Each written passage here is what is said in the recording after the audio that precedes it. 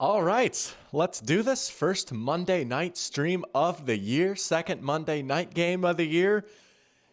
Oh, we've got a fascinating one tonight. We've got a very, very, very interesting one. We've got the Philadelphia Eagles home opener going up against Kirk Cousins and the Atlanta Falcons. And I gotta say, I am fired up for this one. I think there's just so many different things that could potentially happen in today's game. And, I've seen a lot of Kirk throughout the years, right? Most certainly as a Vikings fan, I've seen my fair share of Kirk Cousins football, so I'm very interested to see how he looks with the Falcons. I didn't watch a ton of their game last week. I went back and watched a little of it back, and I've seen some stats and some interesting things that might indicate that maybe Kirk Cousins isn't totally healthy and that there maybe is some things to see here, and there's a certain quarterback that's looming large on the bench, and who knows when he might get in, but very, very interesting game, Falcons and Eagles. But as always, feel free to say hi, pop on in if you're in chat. Hope you guys are doing well. Hope you guys had a nice NFL Sunday yesterday. I had a pretty good one, I'll say, and I'll maybe talk about some of the games later as we get some people filing in, maybe asking some questions. But I had a pretty good Sunday yesterday. I can't lie. That was pretty awesome. We had some good games in there. So some teams maybe surprising some people. So some interesting results. That's what I'll say. But we've got Hitchhiker's Pie in here. Welcome to the stream, Hitchhiker's Pie, saying disagreed with the notion that quarterbacks didn't move in the pocket much, ergo washed. Kirk has never been like a very mobile guy, right? I think for me, it was more of like what the Falcons were calling on offense that I found a little bit interesting. But you're absolutely right. Like, just simply the fact that Kirk isn't moving does not mean that like he's not like good anymore. I think it's just a little concerning. Maybe he couldn't get as much power behind his throws. He seemed to be a little more hesitant planting his feet, and just I think it's crazy. You're not going to run a single snap of play action or pretty much get under center at all with Kirk Cousins, with like that being his calling card. I think that's more concerning than, he can't move at all. But who knows? Maybe they're soft launching the Penix offense. I honestly have no idea what's going on. But welcome to the stream, Hitchhiker's Pie. Good to have you in here. And also saying that Brady won a Super Bowl in 2020, sans MCL, so it's not dispositive. But more worryingly, Kirk looks to have regressed. You're absolutely right. And I feel like that's one of the more under the radar things. It's something that like people haven't really talked about like as much as they nearly should have, right? Brady winning a Super Bowl and having one of the best seasons of his career on a fully torn MCL. Like, that was pretty crazy. That's something that like you saw come out like the following year, like, whoa, what? And then I feel like no one's really talked about it. But yeah, that's a very good point. People need to talk about that more, right? And Brady's the classic, like his game aged really well. Same with Peyton Manning, right? And there's some Peyton comparisons, at least as far as the offensive schemes that these two teams are running, that we'll maybe talk more about once we dive into this game. But we got Pear Champ in here too. Welcome to the stream, Pear Champ, saying, hey, Doc, crazy week of games, a lot of upsets. Yeah, I mean, hey, I was like maybe subtly thumping my chest a little bit about how the Vikings 49ers game went. But how about the Raiders knocking off the Ravens, huh? That was something I don't think any of us saw coming, right? I think that was the biggest spread of the day. I think 98% of the people on the ESPN Pick'em picked the Ravens in that one. I mean, the Ravens were up 10 in the fourth quarter, and somehow the Raiders were able to win that one.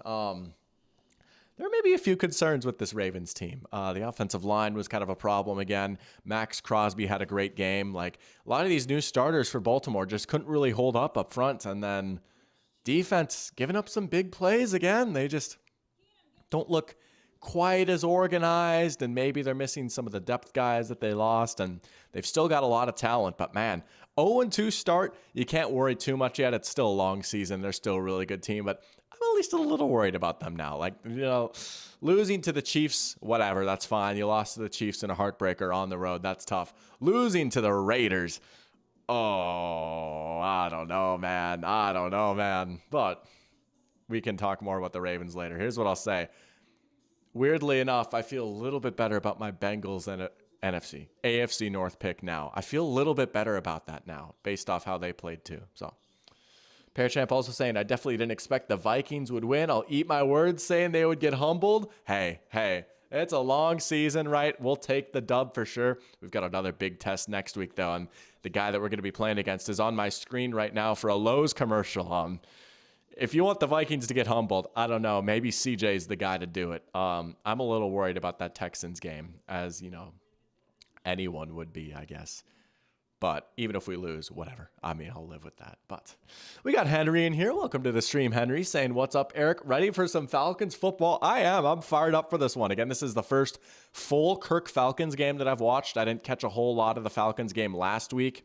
I went back and watched some of it later, but I'm very excited to watch every single snap of this game here today and see what exactly is going on. I've seen all the stuff about how they didn't get under center at all. It was all pistol and shotgun, not a single play action play the entire game, which you probably shouldn't be doing with Kirk, like how's Penix looking on the sideline, stuff like that. There's just a lot of interesting questions. And how's Kirk going to do, man? Because this Falcons schedule is tough to start. And the whole stat about teams starting 0-3 and not making the playoffs when that's the case. So, man, you kind of got to steal one here because you got the Kansas City Chiefs coming to town next week. But there's always going to be a part of me that's rooting for Kirk, right? And I like the Falcons, but I'll make my pick in a little bit, but we'll see.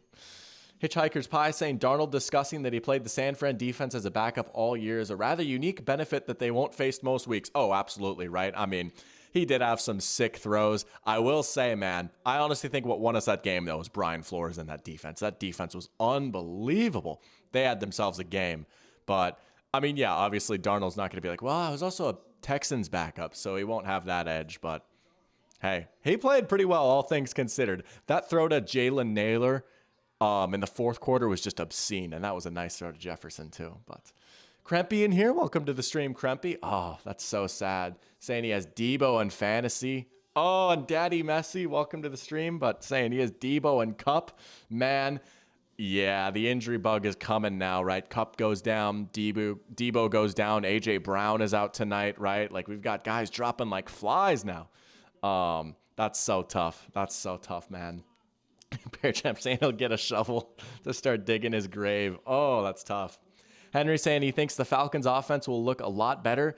Don't think that they'll win, but he feel like he'll leave this game optimistic. I like that, right? And hey, for as much excitement as there is about this new look Philly defense with Vic Fangio coming in and they retooled the pass rush and the secondary a little bit, like there are maybe some big plays to be had in this game. The Packers, for as much of a slop fest as that one, the Packers certainly had plenty of opportunities in that game, and they got Josh Jacobs going a little bit in the second half, right? The Falcons can maybe turn to Bijan a little bit in the running game. I'm not counting them out necessarily. There's a small, 3% part of my brain that thinks, what if Kirk just comes out and rips it tonight, right? Like, everyone is counting him out. Everyone thinks that it's over for him and that he's cooked, right? This is the absolute nightmare scenario for Kirk Cousins. It's Monday night primetime on the road in a hostile environment in Philly against a ferocious pass rush, and literally everyone thinks that he's cooked and it's over now. And I think back to last year, week 2. Vikings played the Eagles on the road. Thursday night football, right? Road primetime game against the nasty Philly team.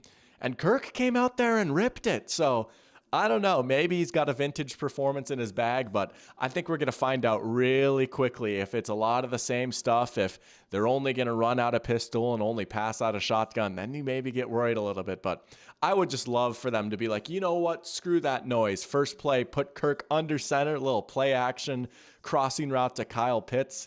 That would get me going. But I like the optimism. Look at that. We got optimistic Falcons Henry in here. Let's go. I got to encourage that behavior. So we'll take that. Daddy Messi saying started 2-0, dropped 200 points in week 1, but now just getting ravaged by injuries. That's so tough, man. I mean, yeah, now it becomes the waiver wire game, right? That's how you're going to win your league. Like, waiver wires, man. Whoever gets like Tyler Johnson, because he's going to be the dude with LA now, or, I mean, I don't know who might step up with Debo being down if it's just going to be more Ayuk, but maybe if Pearsall's out there, although I guess he's got his own things. Maybe a little Juwan Jennings. I don't know, but yeah. You just kind of got to scratch and claw. It's tough. But Parachamp saying his favorite moment was when the Packers center threw up on the ball. So Malik ran the ball instead of throwing it. Yeah, I saw that. That was crazy. How about the Packers running game? How about Matt LaFleur calling a heck of a game? The Packers blocking their tails off. Malik Didn't have to do a whole lot, but when he did have to do a little bit, he was not bad, honestly. And Josh Jacobs was such a menace. That Packers defense looked a lot better. They picked off Richardson, like 3 times? Big win for the Packers right there. That was big time. So getting back to 1-1 now. You avoid that 0-2 start. Now you go and play the Titans, I think, next week. Love will be back soon enough. You got to be feeling pretty good to kind of feel like you stole one there. So, yeah, that running game was nasty. Henry saying a lot of the success will depend on our O-line not getting bullied in pass pro. Yeah, that is a little bit of my concern. So with that in mind, I'll just make my pick right here, right? I'm gassing up the Falcons a little bit. I'm excited, and I'm like, full disclosure, I'd love to see the Falcons win. I've gained a little bit of a soft spot for them living down here in Georgia, right? Christine has become a Falcons fan, so I always like to say I got to encourage that behavior. And I've been to a Falcons game now, and I watched the Secret Base documentary, and it's like I can always empathize with the Falcons, right? That being said, I do think Philly's going to win this one. It is in Philly, even with no A.J. Brown. I just think that they've got a little bit more juice on the team, and that pass pro, that's a great point right there, honestly. I don't know. Maybe it'll be like another Thursday Night Football where it's like, wow, the offensive line holds up and Kirk doesn't get killed. But honestly, looking at this Eagles pass rush versus a Falcons line that's a lot better run blocking than they are in pass pro, and an immobile Kirk Cousins, it kind of feels like a little bit of a hydrogen bomb versus coughing baby situation. And I don't know, dude. Couldn't you just see Jalen Carter getting 2 sacks today or something like that? And maybe they get a fumble off of one of them, and maybe Bryce Huff shows up a little bit. Zach Bond has been looking pretty good. So I think it'll be closer than some people expect. I know, I was watching the pregame show, and they're just, a lot of it's for show, right? Like Jason Kelsey saying birds by 50, but I'm going to say Eagles 27, Falcons 20. I think it's going to be a close 7-point game. The Eagles will cover, but I think that the Falcons will have a shot at the end. They'll get the ball at their own 10-yard line with a minute left, and they'll maybe make it to midfield before, I don't know, Bryce Huff closes the game out with a sack or something like that. But I will go 27-20. Eagles, lock it in. That's been my pick in the pick'ems. We've got the Snoop Dogg in the Air remix going right now. Let's go. I saw that last week when I was watching this game. I was like, yo, it's Snoop Dogg. Let's go. But active chatting here. Pearchamp saying, is it just me or is this the most injury-filled season and we're only 2 weeks in? Hey, man, you could have said that last year too, right? The injuries were going crazy last year, but it does feel like we've already seen a lot of big guys go down. I feel like we haven't seen too many injuries at the quarterback position yet, but I'm sure that'll change at some point. Although, I say that Love got hurt the first game, so maybe not. But, yeah, there have been a few rough injuries. Kreppy saying he picked up Tyler Johnson and have Neighbors on his bench. Hey, Neighbors is pretty nice. I watched a decent amount of that Giants-Commanders game, trying to hope I feel vindicated, and then the Commanders ended up winning. So, oopsie, whatever. But I like Neighbors a lot. That's my Neighbors take 2 weeks in. I think the Giants might have gotten something there. I like the way he moves. I like the way he can find space and get open. He's pretty darn good after the catch. I think they might have something in Malik Neighbors. I think that was a pretty good pick. 2 weeks in, but I like it. I'm liking what I'm seeing. Also, as Isaiah Likely, I have to check how he did. I know I was hyping him up a little bit. I wonder how he did. I know Andrews had 4 or 5 catches, but we got Caden in here. Let's go. Saying, oh yeah, baby, let's go. Welcome to the stream, Caden. Good to have you in here. Krempy saying an Al Michaels level bar. I'm assuming you mean the hydrogen bomb versus coughing baby. For those that aren't as online as I am, that's kind of a Twitter thing, but so it's not original. I didn't come up with that line by myself, unfortunately. But Henry's got his prediction. He's going to say Eagles 30, Falcons 24. I like it. Seeing some points here, maybe, right? I could get down with that kind of final score. Let's see some points here, maybe. I think maybe super low 30s, 20s. That's pretty reasonable right here. But it is about time for some football. Let's do this, man. Let's do this. All right. Let's get the score bug, if you will, pulled up. And we might have to hit the refresh button here. But let's do this. I wonder who won the toss here. I want to see the Falcons on offense first. I can't lie. I really want to see this Falcons offense. There's just so many questions that I have right now. And there he is. There's Kirko. Man, seeing him wear number 18 is just so weird to me. It's so weird seeing him in a Falcons uniform. I don't know, man. That was my quarterback for 6 years. For 6 years, that dude was under center for us. You know, we had some good times. We really did. Henry pointing out a nice matchup. A.J. Terrell versus Devontae Smith. Yeah, hey, I will say that A.J. Brown loss is big because I feel like whoever A.J. Brown lost, I might have said A.J. Brown, but because I feel like the Eagles would have just kind of targeted whoever Terrell wasn't on, right? They had two really good receivers. Now they're without probably the better of the two. That's not nothing. I wonder if they're going to go to Saquon a little bit more now, too. This Falcons run defense was surprisingly good last year, at least by like some metrics, and maybe those aren't perfect, but you look up front, like they've got some guys up there, right? They don't have Campbell there anymore, but like, okay, you know, like I think David Onyemata is still on the team. Grady Jarrett, obviously, you know, like you might be surprised by like some of the beef that the Falcons have up front. The big question for them has always been the guys coming off the edge, right? They brought in Judon to hopefully help with that, but one less receiver, you can have your corner lock in on the top guy, and man, that safety duo looked pretty nasty. I will say, for all the doom and gloom over the Falcons, the safety duo of Simmons and Bates looked pretty nasty. I mean, Justin Fields couldn't throw over the middle at all, and maybe that's always been the case with him, but when you have two guys like that, you can really take away that part of the field. So that is a big luxury that Raheem Morris is going to be working with. But here we go. Eagles are going to start on offense. Henry saying Saquon in the short game will be a big move for them. Yeah, maybe target those linebackers a little bit, right? All right, how are they going to open it up? You know, Hurts was very up and down week one. He had a few brutal turnovers. He did have a few nice throws in there, but he did have a few bad balls. So we'll see how he does without his go-to guy. Plenty of time. Oh, man, there you go. Right away over the middle. The place that the Steelers dared not go last week. Wow. And it's Grant Calcaterra. Wow. All right. They just found a nice little window right there. He's able to get nice leverage on Jesse Bates. There's a good ball from Hurts to start off. Got to get him in rhythm early. Man, this Kellen Moore offense already looks so much, excuse me, so much better for the Eagles than Brian Johnson last year. RPO, man, get that ball out quick. Hitchhiker's Pie saying that I'm ahead of him, so he's just going to leave now. Well, thanks for tuning in. Saying enjoy, everyone. Appreciate you tuning in. That's crazy. I feel like that's like very rare for me to be ahead. Wow. We have a penalty here. Oh, that makes sense. Ineligible man downfield on those RPOs. It's a pretty common call. You see it in Madden a lot too, right? Just get a little bit too eager to block for the run there, and then, shoot, they're actually passing it, right? And there's that new center, Cam Jurgens, who did play guard for them last year, but, you know, I don't know if he played center in college or not, but he was the guy they were grooming to replace for Kelsey. Now they're going to go to the... Oh, that was a nice little fake by Hurts. They're still trying to get that outside run with Hurts going, and just, man...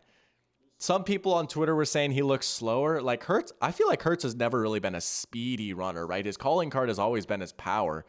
And I can't remember who it was. Someone made a good point like last week when we were watching Eagles-Packers that you don't necessarily want your quarterback running between the tackles a lot, especially with all the tush-push that they do. But, I mean, I don't know. He just can't quite zoom as far outside as like some of these other guys can. But that was a decent play to get a few yards back. I'm not going to lie. I have no idea who Britton Covey is, but he's been targeted. He's been targeted like twice already. I mean, hey, that's the no A.J. Brown effect. We haven't really seen Jahan Dotson yet. Maybe Howie didn't do it again. But Hitchhiker's Pies watching in Britain. That's awesome. United Kingdom. Sorry, I don't... In the words of Ted Lasso, how many countries are in this country? I'm sorry if that's... I think that's the United Kingdom flag. Maybe it's the British flag. No, I don't know, man. 3rd and 9. We'll crack that mystery after that. Oh, quarterback draw with Hurts.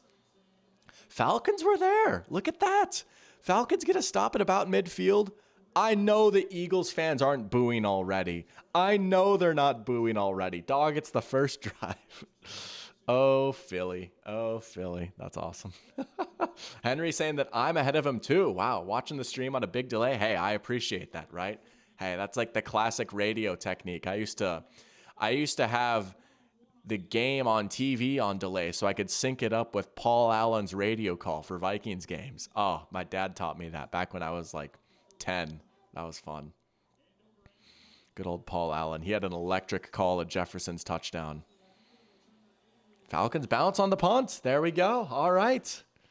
Game Solved is in here. Welcome to the stream, Games. Hope you're doing well. Saying he's a bit late. Forgot who I had winning this game. I've got the Eagles. I've got the Eagles by 7. I think this game might be a little bit closer than some people expect. I know everyone might be expecting a Falcons disaster, and maybe they have it in them, but I don't know, man. It was just 1 week. Let's see what else you've got, Atlanta. Let's see what else you've got. And I do think that, I don't know, maybe we could see Bijan unleashed a little bit more.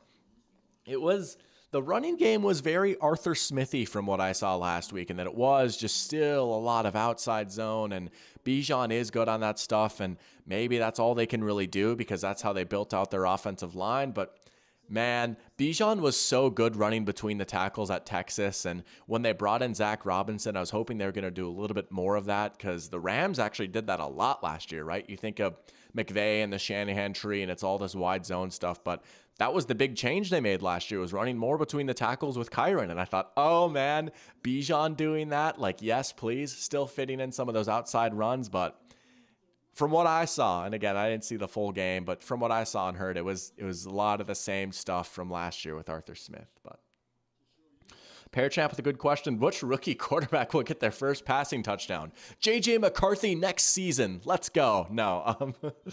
Yeah, that is kind of crazy that not a single rookie quarterback has thrown for a touchdown yet. I mean, I guess it's going to be like who's playing in the 1 o'clock window next week, right? Like, surely we're going to see some of these guys get one soon. I'll go Caleb. I don't know. Like, it's got to be Caleb, right? But yeah, that is pretty wild. Like, the Commanders were in the red zone 6 times yesterday. Not a single touchdown. Obviously, the Bears have had their struggles on offense. The Broncos have had their struggles on offense. Drake May's not playing right now. And JJ's not playing right now. And Penix isn't playing right now. So it's been a weird start for this rookie class. But JJ's big chilling right now. He's like, yeah, I'm going to have it so good next year. Hopefully. We'll see. But I got to chill. I'm getting a little too excited about the Vikings now. I can feel it in my bones already. But you know what? I'm going to let myself be excited this week. I will. Again, I'm going to let myself be excited until I don't have a reason to be excited. But Henry saying the defense stepped up big time and surprised we didn't see Saquon that first series. Yeah, not a single carry for him, right? And after he was so good last week, I figured they'd give it to him at least once or maybe throw it to him in the passing game. But no, not a single carry for Saquon so far. 2 for Jalen Hurts, though. Hurts not a bad start through the air, but yeah, both their runs, designed runs, mind you, were to Hurts. Here we go. They're under center. Oh, would you look at that? It's an under center play. Oh, my goodness. Zach Robinson, you genius. Let's go. They put Kirk under center. Oh, wow. And that was a good run by Bijan on first down. Here we go. 2nd and 3. Open it up right here. Dare I say they pull out play action. This would be the spot to do it. 2nd and short. Oh, man. Now they're going to give it back to Bijan. Oh, he looks good early. Man, that was one thing that did jump out to me watching the Falcons last week was, man, Bijan looked like he ran really well, and I don't think his box score really reflected that, but he was making guys miss. It was very rare that the first guy there was taking him down. He was hitting the holes well.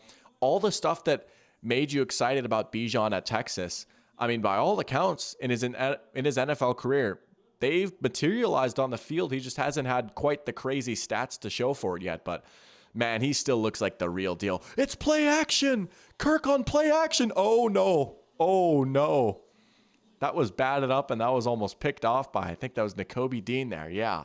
Look at that. First drive, though. The Falcons quite literally didn't do either of these things last week.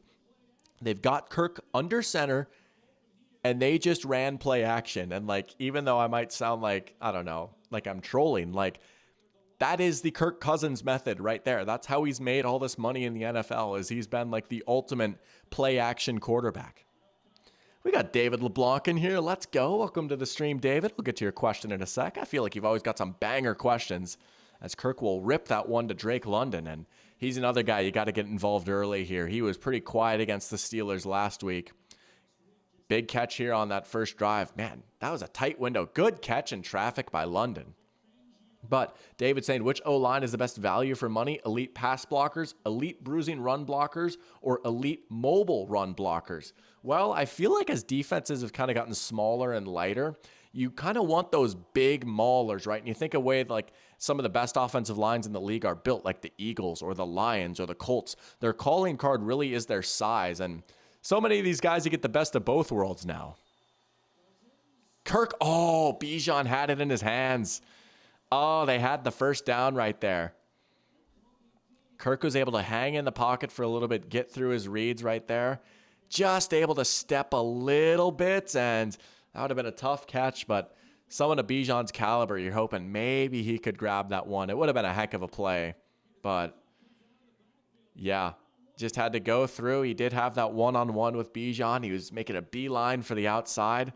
That could have been a big play right there. See about this punt. It will be returned. There's Covey again. Look at Britton Covey getting active early.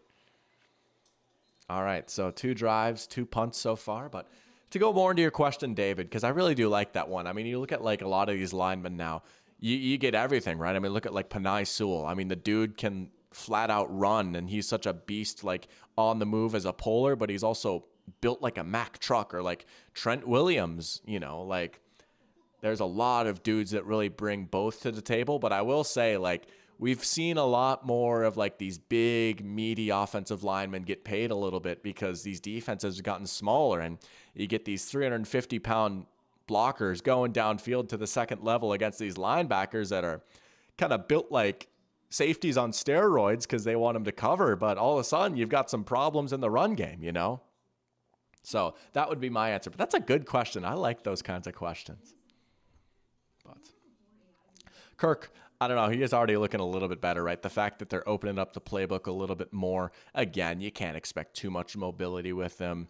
But it was a lot of just like, he just didn't look super comfortable last week. Maybe we're seeing some of the rust shake off. I know that's the answer that he gave, right? He said he felt pretty rusty, and, you know, he's human and he hasn't played football in a while. So maybe that's legit too. But I will say, I made a joke about this on Twitter. At least last week, man. Last week, it felt like Weekend at Bernie's out there. It's like, this dude should not be out here right now. Like, maybe the Penix pick makes a little bit more sense now watching him. But then it's like, why'd you even sign him in the first place? But here we go. Second drive of the game. Eagles get it in decent field position right here. 36-yard line. I bet you they go to Saquon here first play, right? You got to give it back to your elite back after the game he had last week, right? This is a team that's all about running the football. Get it to Saquon here on first down.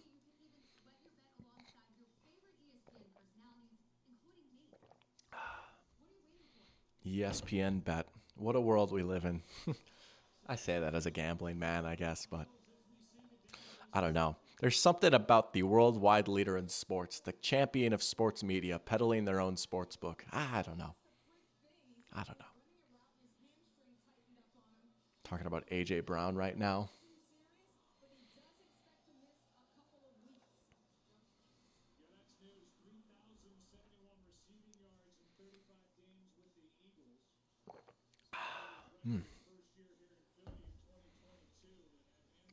Man, they're just showing A.J. Brown on the sideline a lot. There we go. All right, let's get back out on the field here.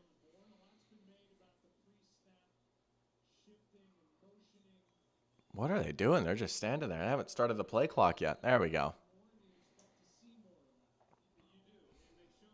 Man, I don't think I've even seen Jahan Dotson out on the field yet, right? That was a big deal. Like, oh, they acquired him. Maybe they just showed him right there. But that was kind of a surprising trade late in the offseason, like back in August. And, you know, you figured this might be a game where you see him. There's Saquon.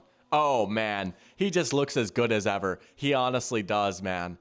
Like, his first carry with the Eagles last week, right? He slips, and it's like, uh-oh. But nah, man. Saquon looks as good as ever. Look at how quickly he just hits the hole there. Look at that. You've already got Eagles defenders going downfield to block in the second level.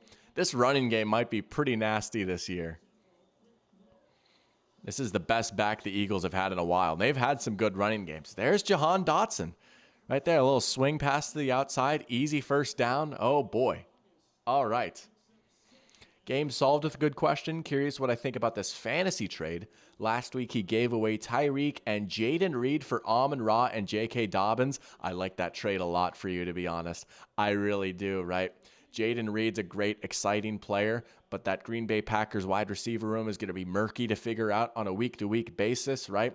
You get a consistent guy in Amon-Ra, PPR monster, and you get J.K. Dobbins, who has just looked phenomenal. Oh, speaking of phenomenal, look at Saquon putting on some of the moves. My goodness.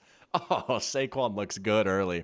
We've got two really talented backs out on the field right here. I mean, just watch his feet right here. This is like rookie Saquon right here. Highlight reel level stuff. Oh, that was nasty. That was nasty. But no, I like that trade a lot for you, right? And Tua's health is a mystery. And even with Tua out there, Tyreek has been a little rough, right? Not rough. He had that good game week 1, but I like that trade a lot for you. I feel like you won that trade, if you want me to call it. Play action. As I see Jack is in here, don't worry, we'll have that conversation. First down, Eagles. Here come the offense. So, welcome to the stream, Jack. Good to have you in here. I figured we'd talk about this at some point. Saying, how about Shane Waldron yesterday? You know what? It's 2 weeks in. I'm about ready to give it to you, man.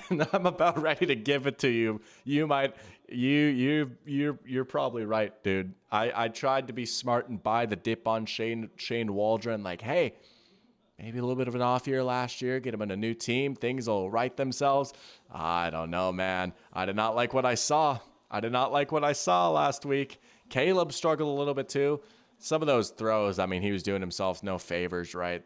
The offensive line was getting battered by the Texans. I will say, though, you say, imagine picking the Bears after picking the Texans.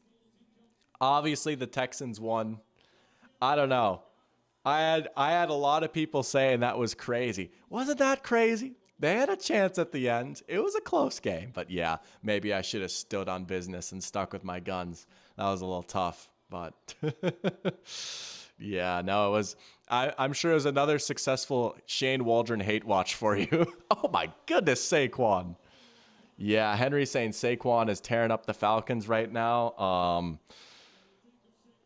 We might be looking at a $150 Saquon type of game right here. My goodness, I mean, he's just not going down from the first guy.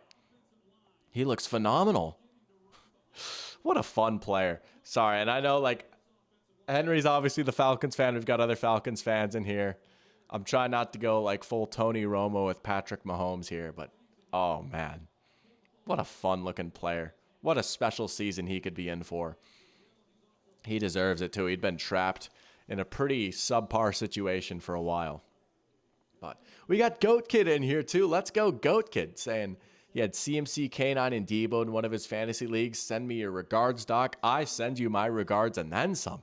That's a terrible break, right? Like, whatever. You can expect some injuries, but to have 3 of your pillars get taken down like that this quickly, that's pretty tough, man. That's pretty tough. And I really liked what I saw from Kenny Walker, too. It's such a shame he got hurt. Like, I really liked what I saw from him week 1.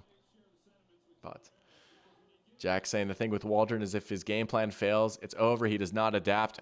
Dude, we saw that on full display last night. It was pretty bad, man. It was pretty bad. Game solved says he thinks he went 6-9 this week for predictions. So many upsets. Dude, the upsets were crazy. How about the Niners? Hey, some are saying that's an upset. Some are saying the better team won. No, I'm kidding. That was a massive upset.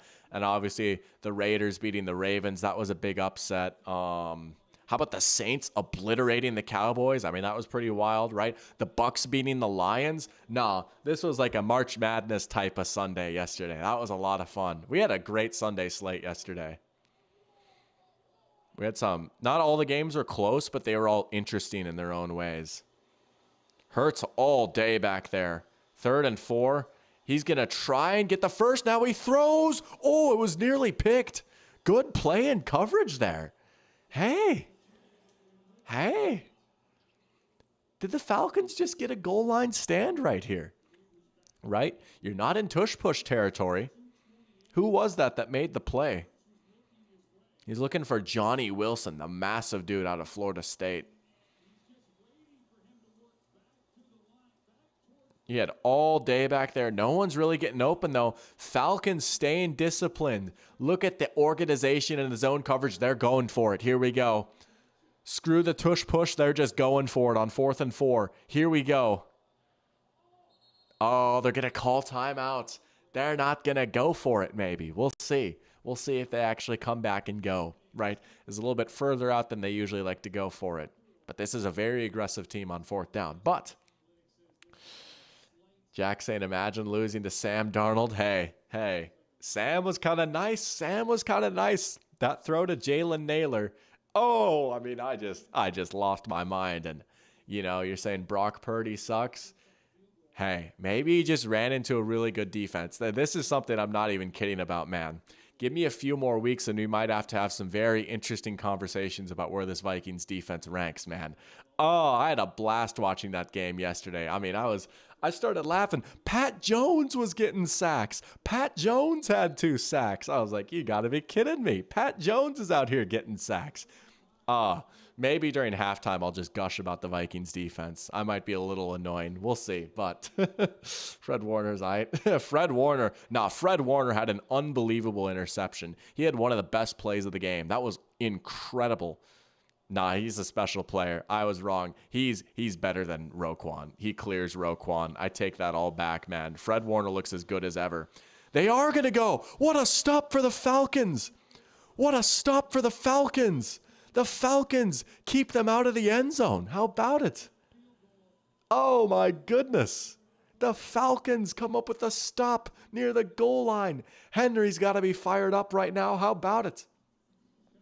Game solved with another good upset call out, right? The Cardinals just absolutely smoking the Rams. Yeah, that run game was nasty. Man, the Rams missed Aaron Donald a lot. We've seen that twice in a row now. They're just getting obliterated on the ground. And maybe the Lions didn't get to run it as much as they would have wanted until overtime came. And then once we saw what happened in overtime, but yeah, man, I mean, that was just complete domination. Kyler looked so good again. Turns out Marvin Harrison Jr. is good, and he's not slow, and he's very good. And Cooper Kupp got hurt. Dude, it might be over for the Rams, which is such a shame because I was so excited about this team, but they're getting ravaged by injuries. Their defense maybe isn't quite there. Yeah, it might be a tough year for them, but we got Laywell in here. Let's go saying hello, Doc and chat. Good to have you in here, Laywell. How you doing? Big win for you and the Kansas City Chiefs, squeaking one out against the Bengals, but good to have you in here. Welcome to the stream, Laywell. Daddy Messi saying Brock Purdy was the best part of the 49ers offense last week. Nah, he had some nice throws and he had some nice runs, man. Like, honestly, I was pretty impressed with Purdy, all things considered. Like, he kind of had to make things work at times, and, he had a few nice throws that maybe weren't quite caught that could have been caught. Now, honestly, Purdy was not bad, man. Like, you really can't put that loss on Purdy. He did what he could. We got Captain Hydra in here. Welcome to the stream, Captain Hydra. Good to have you in here. Saying analysis on why the Chiefs somehow seem to get bailed out by the on-field staff, the refs. I've got a theory for that. I'm going to paraphrase Matthew Sponhour, but I really like the way that he put it, honestly, for those that might listen to Stay Hot, right? Maybe this is just me being whatever, right? And I get why people don't like the Chiefs and why it's annoying when they win. But to be honest, I just can't really buy into this whole they get bailed out by the refs take, right? I mean, statistically, you can see that last year they were actually one of the most penalized teams in the league, right?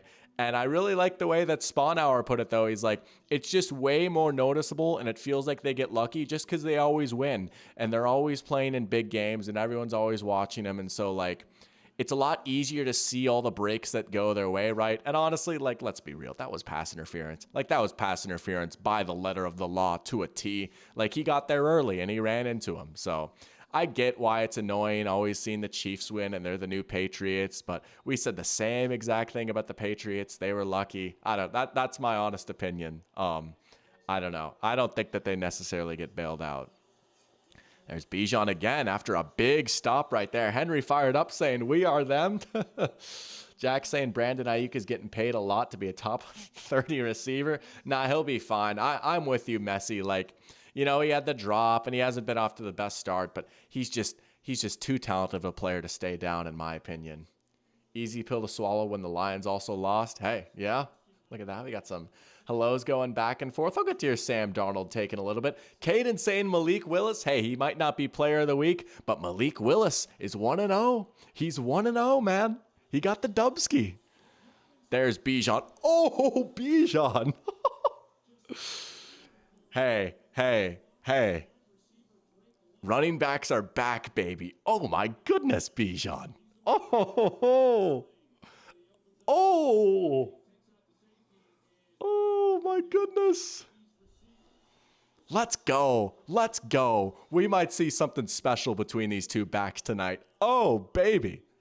I could sign up for this type of game. Bijan looking good right now. Here we go. Now we're going to go in the pistol.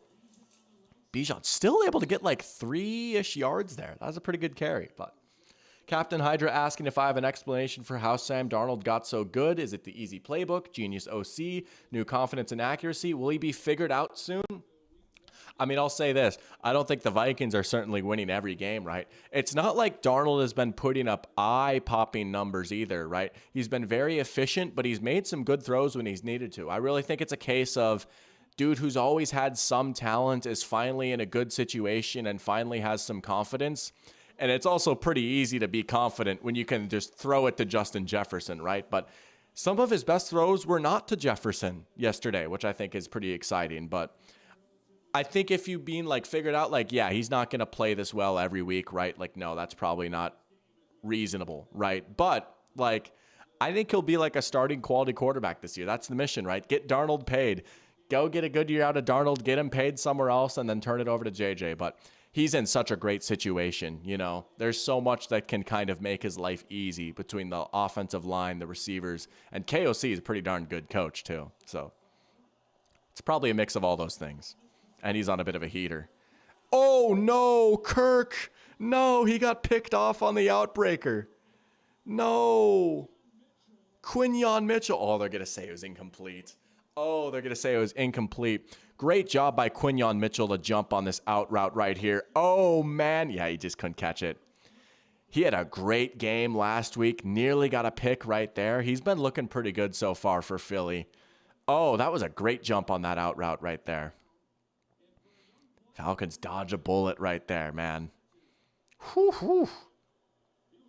But facts give Malik Willis that Niners score. He's unanimous MVP.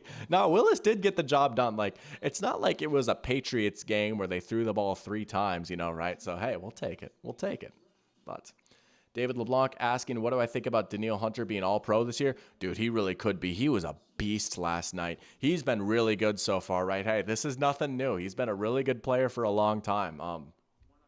Him and Will Anderson is pretty disgusting.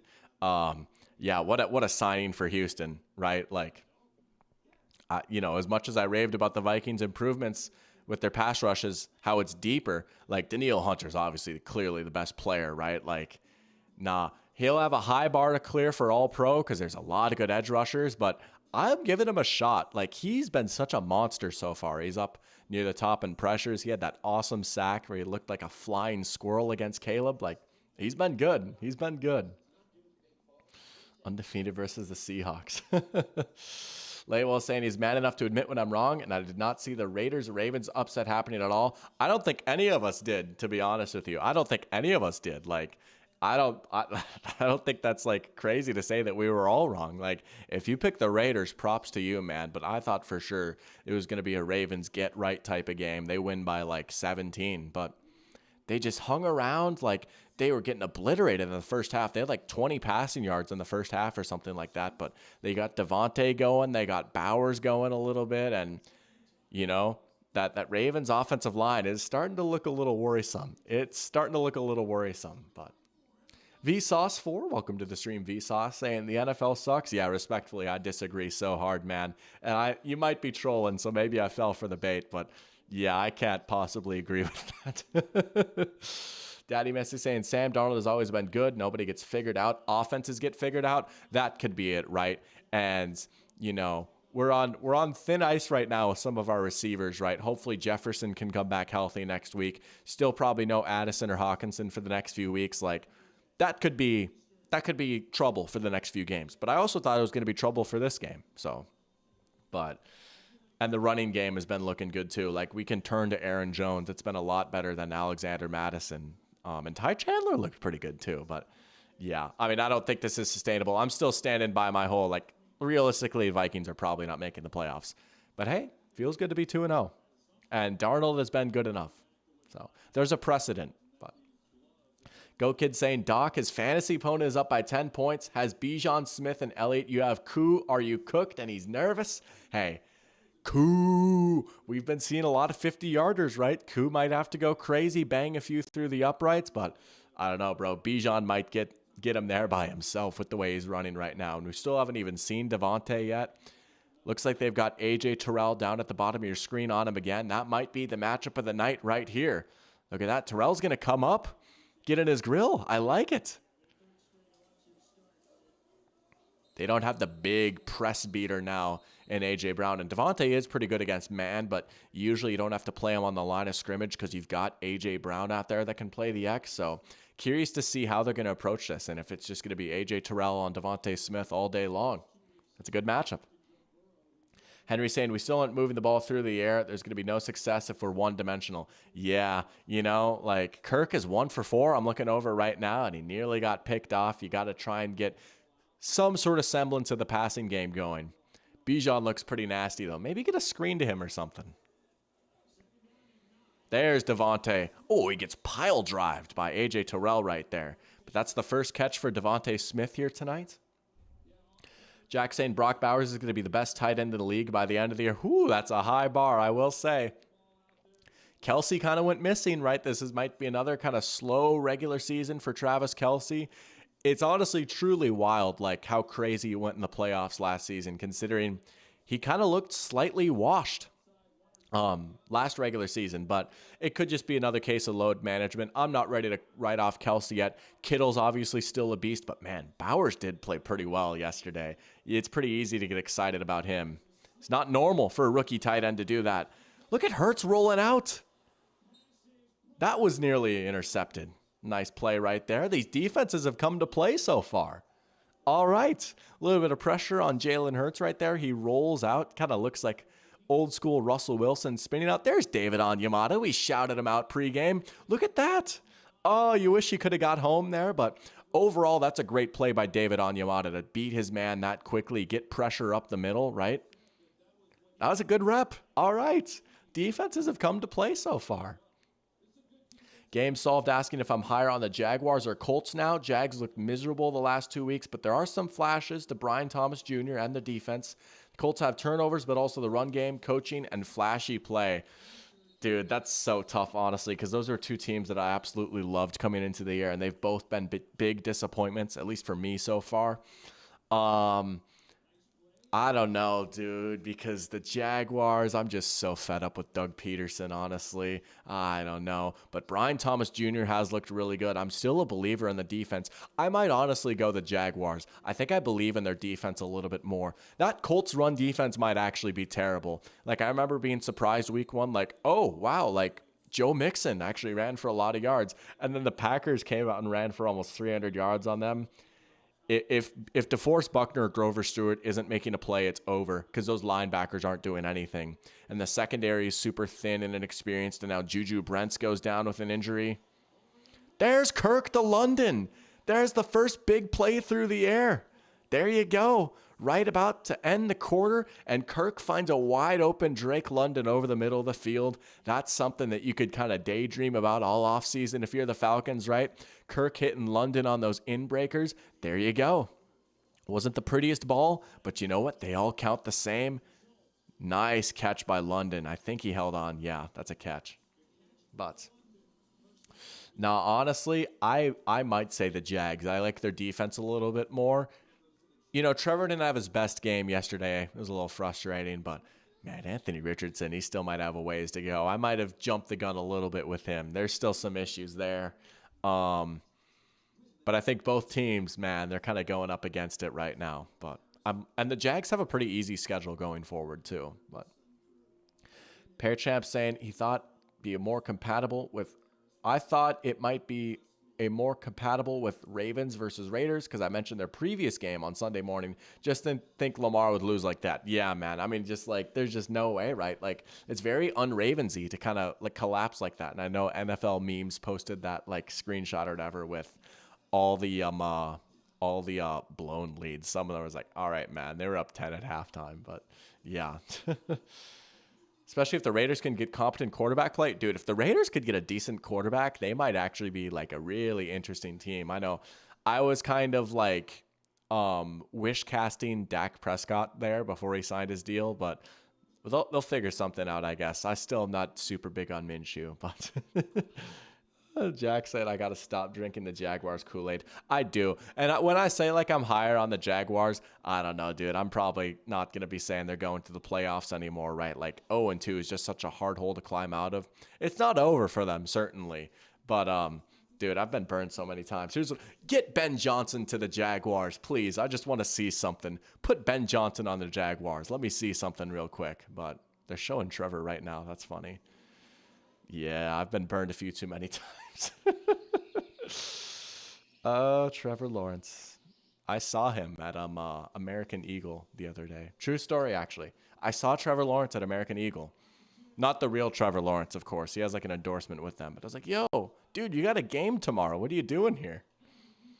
David LeBlanc saying, which position's performance is most highly correlated and least correlated with combine measurements, ignoring the QBs, obviously? Honestly, I might say edge, because we've just seen so many examples of like freak athlete edges who had like almost no production in college but have been beasts in the NFL. Daniil Hunter was like a nobody in college, and people thought that like the Vikings were crazy for drafting him in the 3rd round, but he turned out pretty darn good. Because there's just some things that are just so hard to teach with edge, like having that size and that length and being able to bend the way they do. I would probably say edge off the top of my head. Parachamp saying Richardson probably should have stayed in college another year to develop more with his accuracy, big arm but low completions. Yeah, that would have made sense, and he still would have been really young coming out of the draft. I get why, right? Go get your money. Totally makes sense, but yeah. Oh, is that Algier in the passing game? Let's go. All right, another play action pass. This is looking a little more Kirky right here, right? Here you go. Few nice plays through the air. Falcons are moving the ball a little bit. Hey, we got a game here, man. We got a game here. Hurry up. I don't hate it. Now they'll go to Algier. Look at the hole. Look at the gaping hole for Tyler Algier. Good run right there. What was that, 3 straight first downs for the Falcons now? Man, I could have hit that hole. There you go. There's those zone blocks right there. Right, this is what this offensive line was built to do. They built it for Arthur Smith, right? They've made their bed for better or worse with the zone runs, but that was pretty right there. When it works, it's pretty. Here you go. Now Bijan comes back in. Near the red zone here. Oh no, Bijan dropped it. Whose ball is it? Was he able to get it back? Oh, he just got back on it. He saved his own bacon. Oh, that's tough. Yeah, just a bad exchange between Bijan and Kirk there. Timing's off a little bit. Man. Oh, yeah. They're shouting out Zach Bond, dude. He's a dude that kind of embarrassed me last week. I was like, Zach Bond could be a problem, but like he's just kind of come out of nowhere to be a beast for this Eagles defense. He had an unbelievable game against the Packers last week. There he is again, being disruptive. Didn't make the tackle, but his mere presence kind of scared the crap out of Bijan there. Why are they showing the replay like that? Here we go. 3rd and 9. Oh, Kirk is back to covering his ears. I mean, I feel like a lot of quarterbacks do that when it's loud, but yeah, there's just something about the way Kirk does it that makes me laugh. Here we go. going to call timeout. Who called timeout here? Falcons timeout. Kirk looked a little frustrated. He was ready to run that play. He chucks the ball down a little bit. He's like, doggone it. Oh, more boos. That's why they're the boo birds, right? Game Solve saying he watched a post-game press conference with Doug Peterson and he just seemed defeated and annoyed. I hope I'm just over-reading into it. I don't want to root against him, but at the same time, he eventually has to do something other than that playoff game. Yeah, and I can't remember if you were in here or not, Games, when I was talking about this on the Pigskin pregame, but Nate Tice in his podcast, Football 301, he made a really good point. I like the way he kind of spelled it out, right? Like, the Jaguars offense just seems like some sort of like smattering of ideas where it just seems so disjointed. And I mean, it makes sense for a team whose play caller situation is up in the air. Is it him? Is it Press Taylor? Like, what's going on here? And just, I don't know. The way they run their offense makes it look like they put more faith in their running game than they should, even when they're not running the ball. They're passing concepts. But after the 3rd and 9, I'll rant more about the Jaguars. Kirk pump fake. Kirk trying to scramble. Not even close. Hey, pre-Achilles Kirk was doing the same thing, though. Pre-Achilles Kirk was getting 1 yard on that, too. Oh, man. That's funny. Trying to step up there. Yeah, but just like some of the concepts that they have their receivers do, there's a lot of pass plays where they literally only have like 2 receivers out there running routes, and part of that is they have to do that because their offensive line isn't that good. But some of it is just like, man, like they just, I don't know, between how much they insist on just like doing the same types of runs with ETN, just, I don't know, man. They can be a frustrating watch sometimes, and I think, like, it's frustrating because I know that, like, there is talent on that team, and I know that they can play better, but it just seems like something's got to give, man. Like, it feels like after the collapse last year, and then you start 0-2 this year in pretty ugly fashion. Maybe it's because I'm one of Trevor's strongest soldiers, and it's, oh, the OC did it again, right? But we'll see. They've got some time left to right the ship, but they kind of got to hurry. Houston looks pretty tough to catch right now.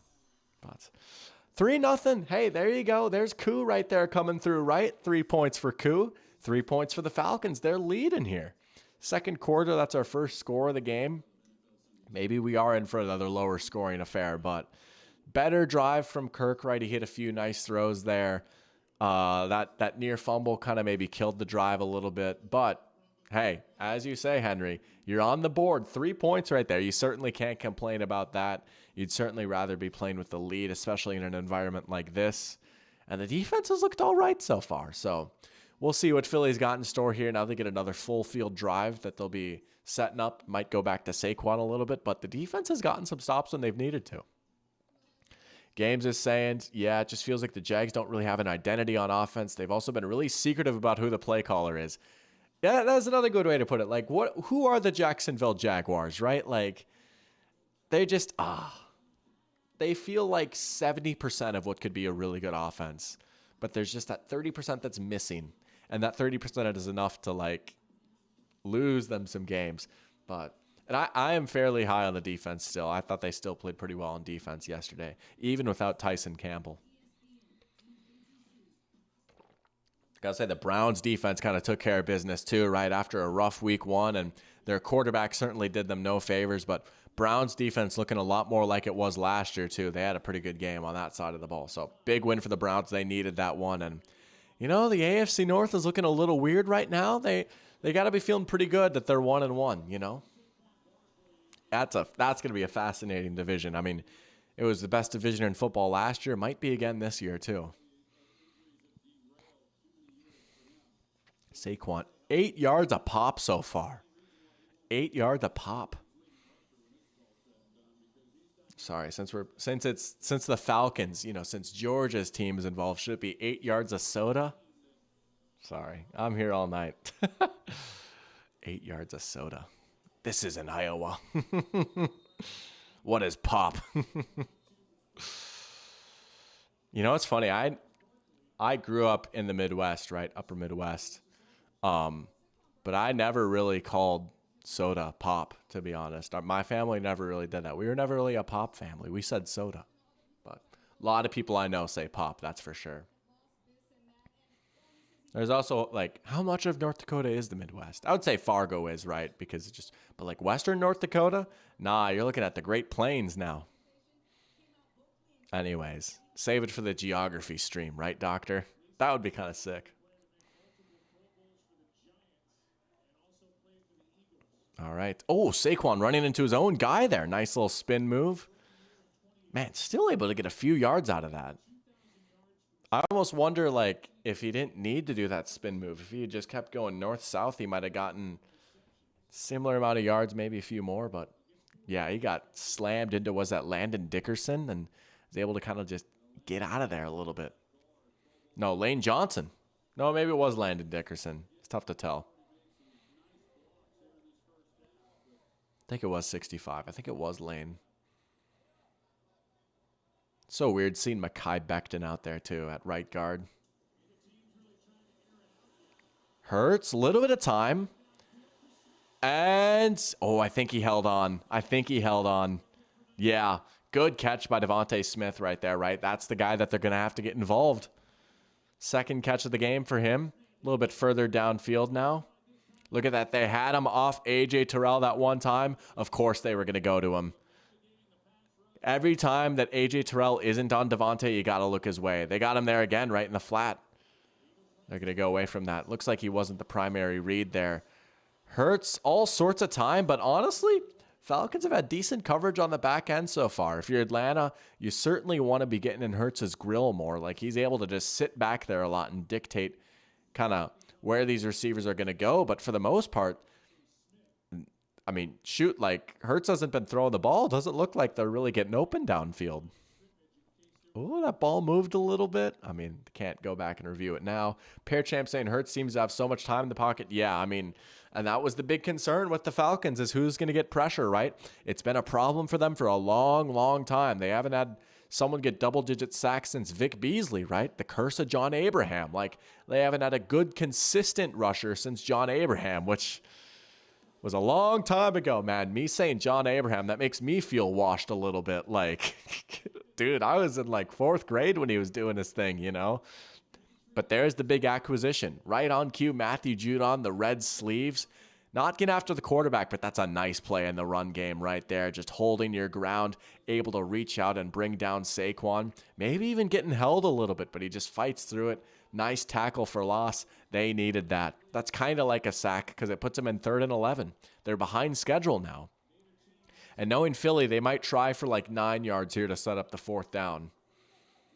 Blitz. There you go. Look at that. Right on cue. They have an answer for the blitz. It's going to be about 4th and 3. That was the big thing for Jalen Hurts going into this year. Can you find answers against the blitz? And can Kellen Moore find answers against the blitz? Because Brian Johnson kind of struggled with that as their OC last year. But, you know, they didn't get it all. But, you know, the analytics are saying go for it on 4th and 7 or less, right? The Eagles are certainly tuned into this kind of stuff. Look at that. They're going to go. They most certainly would have loved to get the first down there, but they are more than happy to take their chances on 4th and 3. This is what they do. Here we go. They got Smith in the slot. Might call his name here. Hurts all sorts of time again. Now it's closing in. Hurts is going to get it and then some. There he goes running north-south. That's what he does. He's going to slide down and spike it. Big time scramble for Jalen Hurts on 4th and 3. There you go. Big time play right there. Oh, man. Oh, we got a flag down. Hold on a second. We have a flag down. Look to be after the play is what it sounds like. So it might still be a first down regardless, but we'll see how it affects the field position. There you go, right? Just take off north and south. Tried to buy time. Boom. Hole gone. Delay of game on Hurts for spiking it. Oh, no fun league. Come on. Come on. He's fired up. He just had a nice play. Whatever. I get that that might be the rule. I think it's a dumb rule, but that's the rule. Game Solve asking, what is my opinion on Bryce Young being benched? Not the biggest fan. I get like Bryce Young has just been bad. Like I totally get that, right? And it's pretty rough how like 2 games into this new look Panthers offense, like, oh, we have Dave Canales now. We brought in some receivers. We brought in an offensive lineman. Like it should be at least a little bit better, right? Let's see Bryce improve. And he's just been straight up worse. And the team has been straight up worse. So I get the frustration with that. I guess in my opinion, I just think it's crazy that literally this season was supposed to be Operation Develop Bryce. We're going to literally cater everything to him and then just pull the plug 2 games in. And knowing the Panthers and how unserious their owner is, it would not shock me if David Tepper was like bench him or something like that, because the whole situation just kind of seems to be weird with how Canales has been talking. But also, my goodness, Falcons ready right there.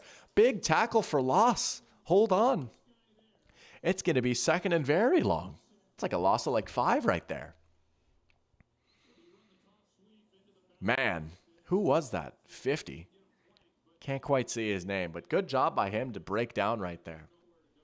But I don't know, man. Like, again, I get it. Like the rest of the team, like the team obviously wants to win, right? And they're trying to like figure out like what is actually the problem here. I just think 18 games into his career to just pretty much say it's over, I don't know, man. That's a bit aggressive. Like, you might as well just ride it out this year, right? It's not like the Panthers are going to be competitive with Dalton versus Bryce. Who knows? Maybe they'll go out and win next week, but I'm not the biggest fan of it. I at least kind of understand, but what I think would really be a mistake is if they doubled down and took another quarterback in the draft next year. It's like, nah. You of all teams should know at this point, like taking a quarterback first overall is not going to solve all your problems, right? You guys had Baker Mayfield and Sam Darnold. They stunk with you, and now they're doing better in their own different situations. Like, eat your vegetables and take a defensive end. I don't know. Or trade down. Here's a big 3rd and 11 for Philly. Again, same story. They might try and get like 9 here. Hurts is going to go with his legs again, and he got it. Oh, Jalen Hurts making some plays in the scramble drill. Oh, man. Look at Jalen Hurts taking off and running. How about it? Answering the bell. Just rolls out. You know, again, another good rep by this Falcons back end, but Hurts' legs are such a problem. You don't want to put a spy on him because then that's just one less guy in coverage, and that's a hairy situation. But Hurts, looking for the end zone. That one's incomplete.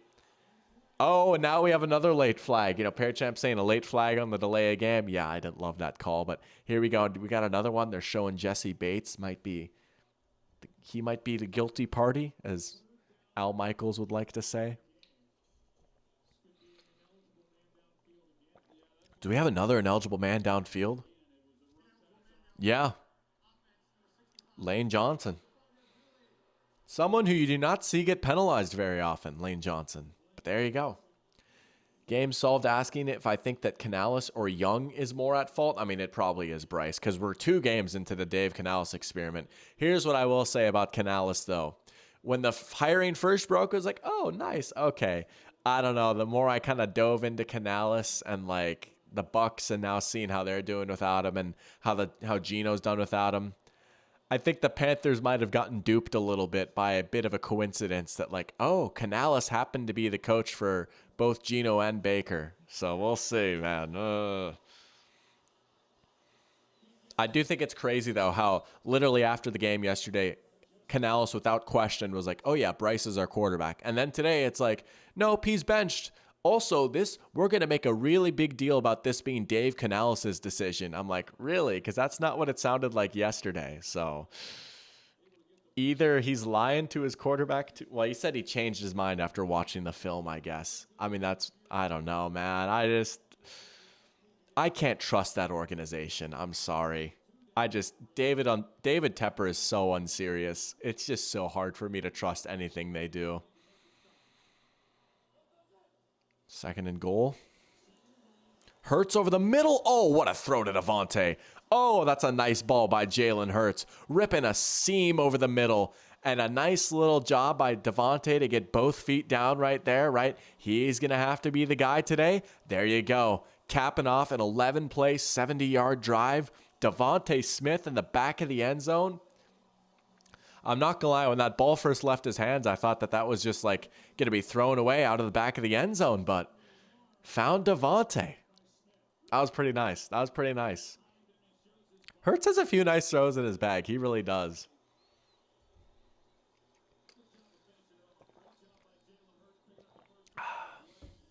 Game Solve saying he would say Canales, but that's probably just because he feels sympathy for first overall picks in bad situations. Lawrence, also Stafford somewhat. I'm going to cough again. Excuse me. I swallowed funny.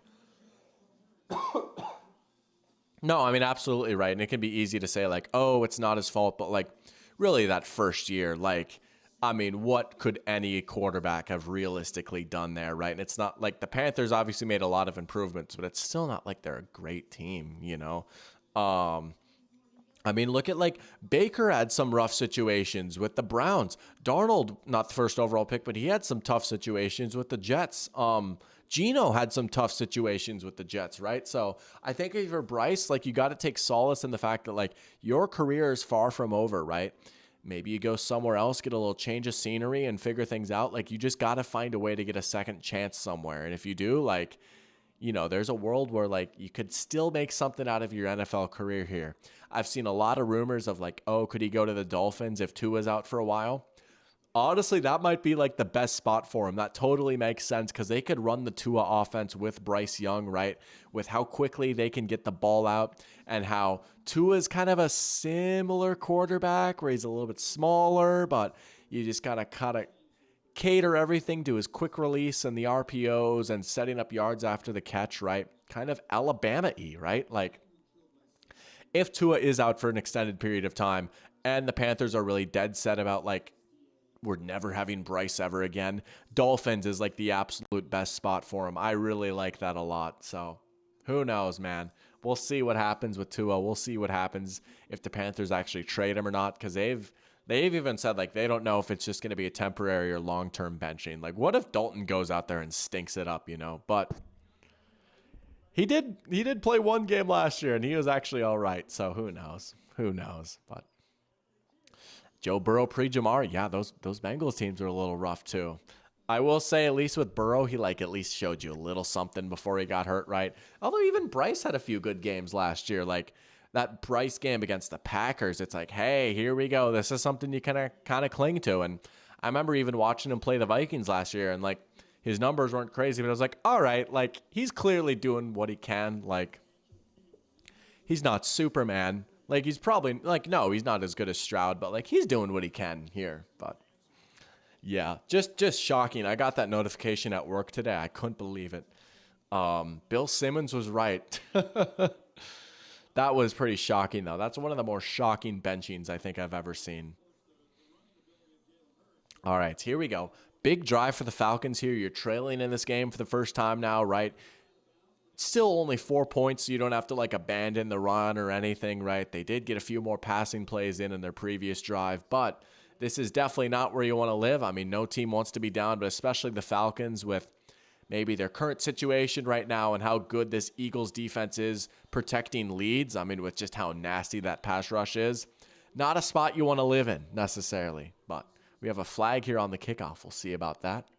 Parachamp saying maybe Carolina is cursed for QBs. Look at Darnold and Mayfield. Clearly it's a Carolina thing. Yeah, I mean, shoot, like, dude, Panthers Baker Mayfield, it looked absolutely over for him. I remember, like, I was a fairly staunch Baker defender when he was with the Browns, and, like, he had that one rough year in 2021 when the Browns had big expectations, but it was like, he's injured. He's playing through a pretty severe shoulder injury. Like, you know, there still might be a little something there. But he went to the Panthers and stunk it up so badly. I thought, no, it's actually just over for him. But then he went to the Rams. He had that fun run there, and look at how he's been with Tampa. And Darnold at least put together a few stretches of solid play with the Panthers, but then that kind of fell off. And yeah, man, I mean, we'll see. I feel so bad for Panthers fans. They've been through so much recently. Here we go. A little end around. Man, that did not get much. Look at Zach Bond again. Dude, Zach Bond is going to become a Dr. Pigskin legend right there. I might have to get a Zach Bond jersey just for the memes. Oh, man. They get the Ray McLeod end around right there. Zach Bond snuffed it out. Unironically been a beast. I remember, like, because he played for the Saints last year. All these Saints fans on Twitter are like, where did this come from? 2nd and 8. There's some Kirk play action. Look out. There's Pitts. Oh, Pitts on Bond. Pitts a little stiff arm right there. Able to slow him down. It's 3rd and long, though. 3rd and long. Here you go. And here's where this Philly pass rush really comes out to play, right? They're going to take off Milton Williams and Jordan Davis. I'm sure Jalen Carter is about to pin his ears back and get after the quarterback right here, right? The crowd is standing up. I bet you will see some sort of mix of like Jalen Carter, Bryce Huff, Josh Sweat. They might get a little weird with it in the interior. We'll see, but oh, yeah. Kirk, oh, nice throw to Ray McLeod. Wow. That play answered some questions right there. It's 3rd and long in a hostile environment, and Kirk picks it up to Ray McLeod. That was a nice play design right there. Just get him sitting over the middle, right? They high-low the defender. Yeah. Of course, Zach Bond is going to go down and take Drake London, right? Drake London, kind of the decoy right there. Ray McLeod, first down.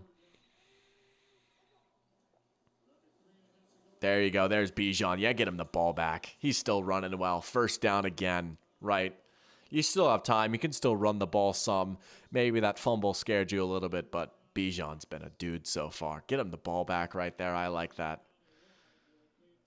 Little misdirection with the motion, right? Get London in motion on the opposite side of the run. Keep them guessing a little bit. They don't give him the first down. They can go back to him. They will. Oh, man. This Falcons offensive line is, oh, well, maybe that's why they're blocking so well. We got a flag down. Just kidding. I was about to say, they're being unbelievable in the run game right now. I mean, they still are, but that might be a holding. Oh, that shot kind of went hard right there. They had, was it Drew Dahlman, the center? They had him in focus and Kirk in the background, and then they focus to Kirk in the background. Like, that was like Better Call Saul-esque right there. The cinematography going crazy. Oh, no penalty. Wow. All right, so that's just a good, clean run right there.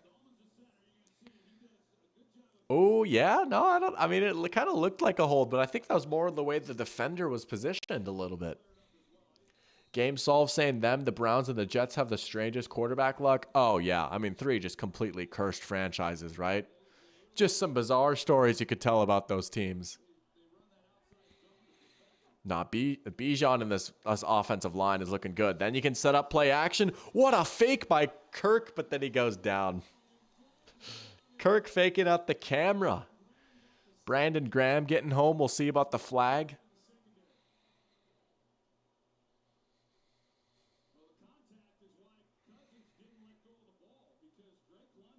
Raheem Morris doesn't seem too pleased.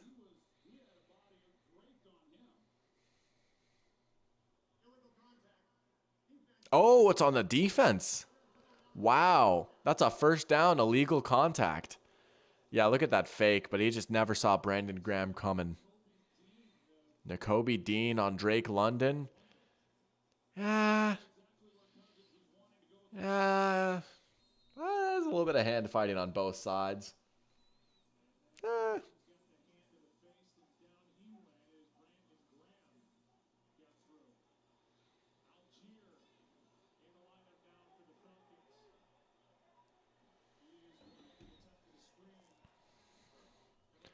All right, Kirk in the shotgun now. Oh, my goodness. Is that Avonte Maddox closing in right there? Looking for Darnell Mooney. Haven't really said his name yet, right? One of their acquisitions in the offseason. That was a decent route by Mooney. All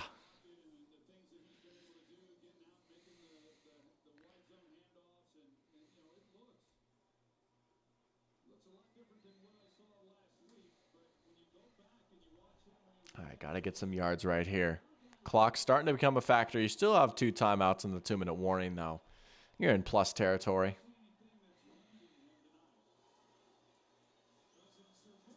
Oh, that's a nice throw. Ray McLeod again. Who would have thought? We've got Ray McLeod out here leading. That's a nice throw. Another penalty. My goodness, what are we doing?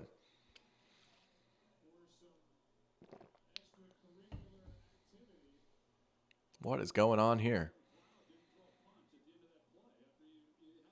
We have a punch thrown? Oh, look at CJ Gardner-Johnson. Oh, he got baited. Or I guess it's CD Deuce, CJ Gardner-Johnson. Oh, he fell for his tricks. You could see him yank the mouth guard a little bit. Raymer McLeod just a little jab. Yeah. That's the instigator right there, man. That's what he does, man. He will get under your skin and make you make stupid decisions. Ha. Wow. Daddy Messi saying he's the worst. Man, if you're playing against him, you despise the guy. But what a perfect player for Philly, right? I mean, just the classic instigator. 2-minute warning. I completely missed this question by Game Solved, so apologies about that. But saying, did I see Tyler Huntley went to the Dolphins? If I think that Tua retires and Tyler is bad, a decent. Do you think if Tua retires, Tyler is bad, a decent QB bridge or their future? I would say, I mean, if like their quarterbacks are bad, they might be picking pretty high, right? They might take a swing on one of these quarterbacks. I don't know who it would be. It's not like this class looks crazy right now necessarily, but there's still time for someone to emerge. But I did see that they're pretty insistent about that, like he's going to be the backup to Skylar Thompson. But I really like the Bryce Young reclamation project, maybe. But because their offense is just so uniquely set up to someone with Tua's ability, right? Of like get the ball out quick, all the RPOs and the motion and stuff. So they'd either have to like rebrand their offense or find a quarterback similar to Tua. But they've got a lot of questions to answer, man. I feel for them, man. Like that was just such a brutal thing that happened on Thursday. Daddy Messi saying watching Debo run over him was bliss. Oh, yeah, man. Now, Debo talked the talk and walked the walk last year against the Eagles. That was an all-timer of a performance right there. Was it 3 touchdowns? He went crazy in that game. That was a historically great performance. That was quite the game to watch. Parachamp saying he would say the Rams have had the worst injury luck this season, lost a lot on their offensive line and their top 2 receivers. Yeah, and like, 3 of their defensive starters too? Nah, like, I was so excited for the Rams, and this was the downside, right? Like, if you faded the Rams because of injuries, like, all right, that's fair, man. Like, they've always been an injury-prone team, and dude, it seriously might be over for them. I'm so bummed because I was so excited for them, but they've just taken way too many hits now. Like, if Sean McVay can get him to 9 wins, he's an actual magician. It'd be crazy. But Game Solved saying, my bad, didn't know Tyler Huntley was going to be the backup to Skyler. I mean, that's at least what Mike McDaniel's saying right now. If Skyler comes out and stinks it up a few times, that might change real quick. But McDaniel's pretty insistent on Skyler being the guy right now. Henry's saying Ray McLeod, more like Ray McClown. Dude, he fell for CJ Gardner-Johnson's tricks, man. That was pretty dumb, though. Like, you can't do that, dude. You know what you're signing up for when you play against the Eagles and you play against CJ. You know he's going to try something like that. Easy for me to say, right? Like, I don't know if I would keep my cool on a spot like that, but yeah, man, like, you can't do that. As an NFL vet, you just can't do that. Oh, my goodness, Bijan. Man, he just moves different. He's such a joy to watch. Oh, you can have a fascinating discussion about positional value, and maybe you could have taken someone else with that pick instead of a running back, and I get that, but just to watching a few cuts from him, aren't you just kind of sold a little bit? They'll give it back to him. First down, breaks the tackle. Folks, this could be the Bijan Robinson game if the Falcons end up winning this. Like, this could be the game where it's like, wow, we might be watching like this year's all-pro running back. Like, seriously, especially with CMC out for a little bit. Let's have a conversation. Bijan Robinson, 73 yards. It's not even halftime yet. Now they'll go to Algier. Man, they're sticking on the ground. Why not, right? They're blocking their tails off right now.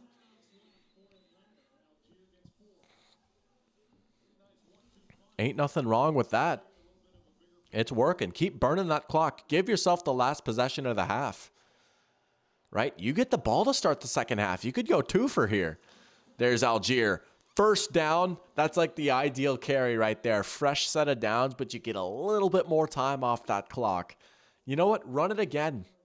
I mean, I guess you're down to 1 timeout now. Maybe not, but you could run it again.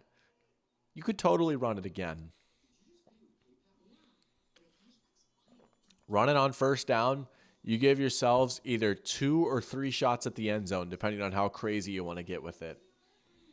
I like it. I like it. You know what? I say we run again. We. I say the Falcons run it again.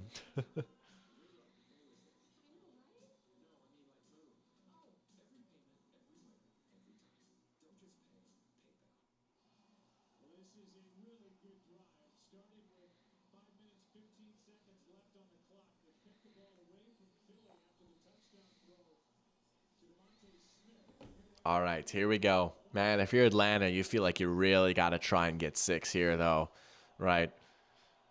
These are the advantages. These are the opportunities you have to take advantage of, capitalize on. They're going to just swing it out to Bijan. Ooh, dangerously close to a face mask. They're going to get him. Yeah, they're going to get Brandon Graham right there.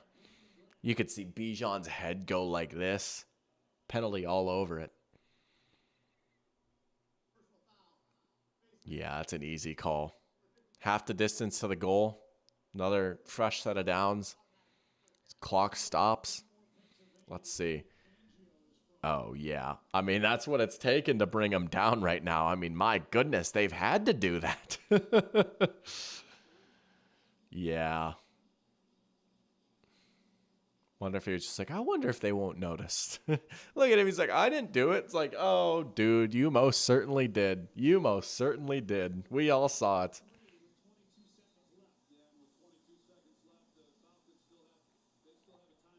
All right.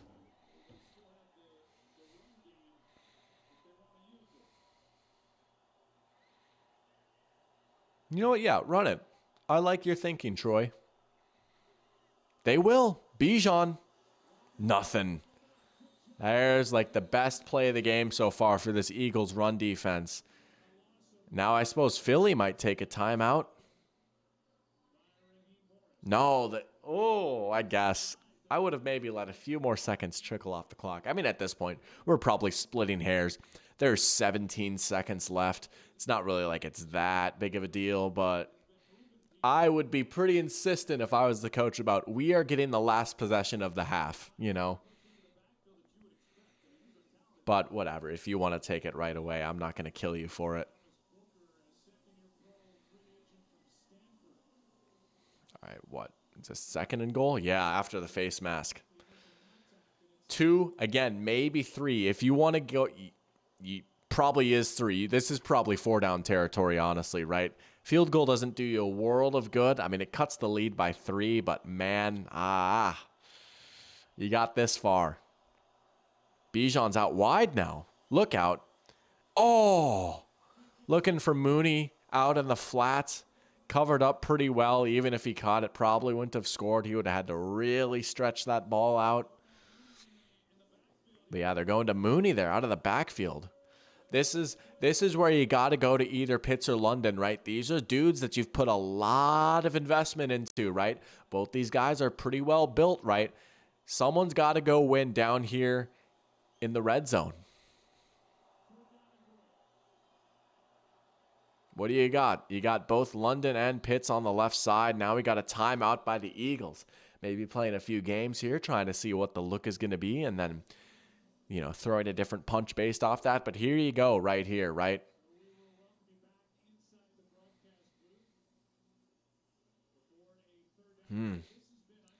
We got Beyond Walt 3 in here. Welcome to the stream, Walt. Saying Raheem Morris, run power out of strong eye, and my life is yours. Hey, they're actually getting down under center for once, right? Like, look at that. That was the big talk last week.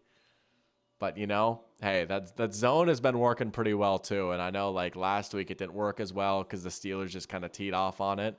A little better today. So I haven't seen a ton of I formation still, but at least it exists now. Kirk will just throw it out of the end zone. They got to go for it, right? They might not, though, low-key. They're going to trot out Koo.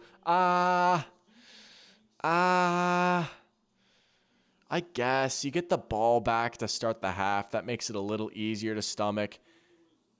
Looked like maybe they were looking at London there a little bit, but well covered up for the most part. I don't know. But you do get the ball to start the second half. That helps. Koo drills it. Koo. Parachamp saying he's surprised how Saquon has been so quiet after that second drive by the Eagles. Yeah, I mean, they opened it up in their passing game a little bit, but it's Jalen Hurts who's the leading rusher right now. He's got 5 carries for him, 52 yards. So they've been in a few situations where they've kind of had to throw the ball. But, yeah, Saquon only 37 yards. But, hey, as we saw last week, it was really the second half closing time where he turned it on and roared to life. So we've seen him rip off a few nice runs so far.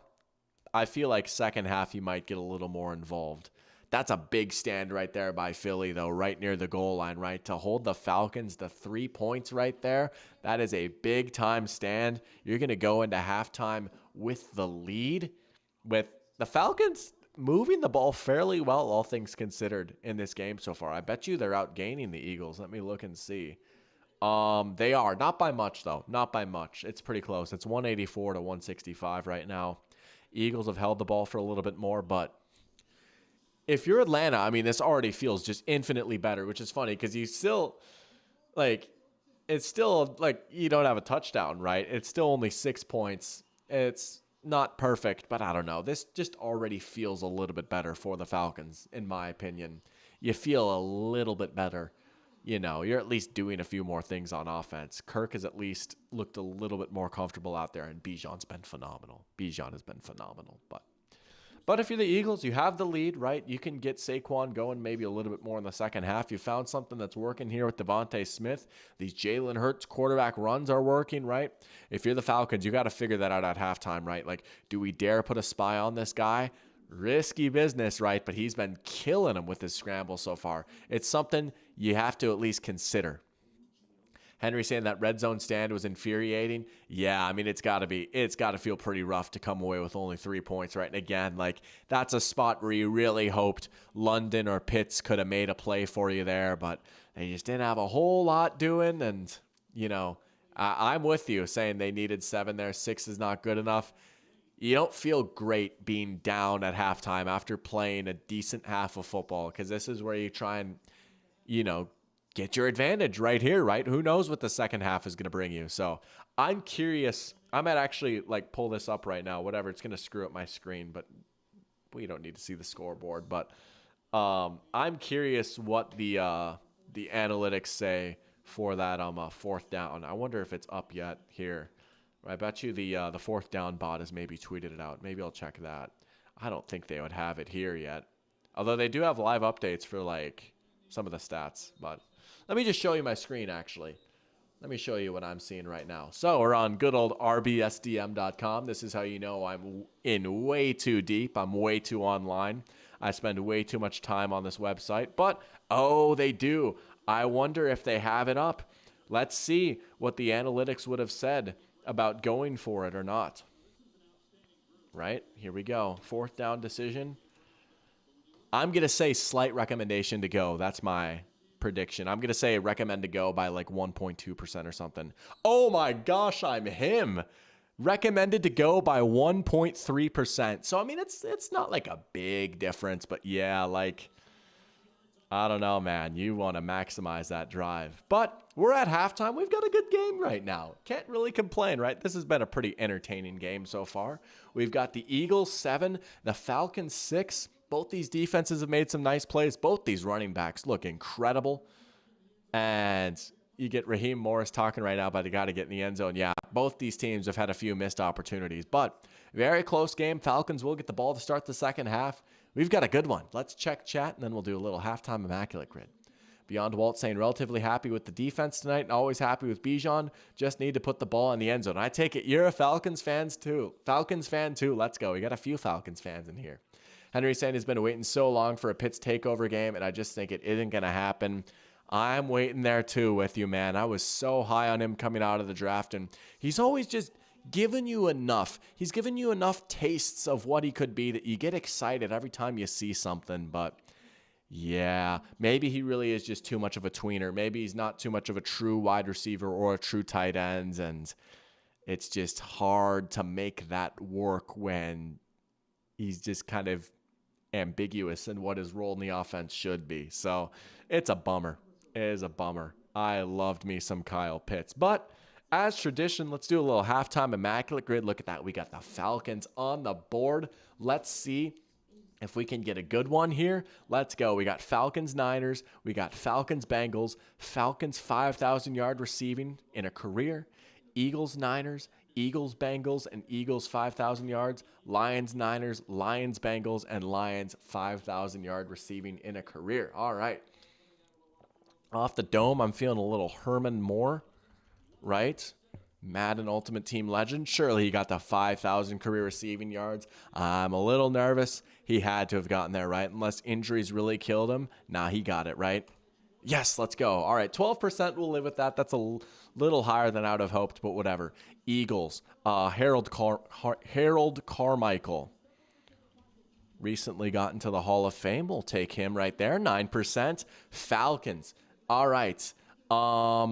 There's Roddy White. There's Julio Jones. I think Sanu got there. Tony Gonzalez certainly got there.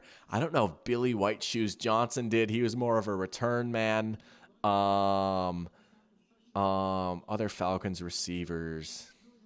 I don't know. I feel like Roddy White is going to be fairly popular, though. Did Algie Crumpler get there? Oh, I wonder if Crumpler got there. That one's a little risky. Tight ends, maybe not quite as big in the passing game. Is there like a washed receiver that was on the Falcons for a little bit? Oh, Sanu Kunu for Falcons Bengals. That is a good one. He was drafted by the Bengals. You know, fun fact, actually. Mohamed Sanu on draft day was prank called by someone who said that he got drafted by the Bengals in the first round. The Bengals did not draft him in the first round. It was a prank call. He believed it. He thought he got drafted in the first round. He couldn't believe it. He's like, there's no way I got picked in the first round. But then the very next day, the Bengals still took him, so that was nice. But yeah, true story, prank call. Oh, did Hester get 5,000 receiving yards? Oh, I don't know if he did. I don't know if he was used as a receiver quite enough. Do I dare rip Billy White Shoes Johnson? Billy Johnson. I'm a little scared he wasn't. He had to have, right? No, that's so sad. We'll go Roddy White. You know, we'll take it. All right, we'll go Mohamed Sanu here for Bengals and Falcons.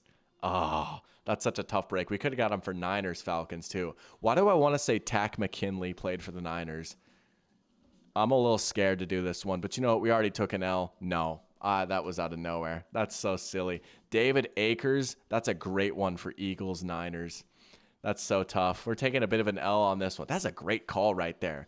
Did Takeo Spikes play for the Eagles?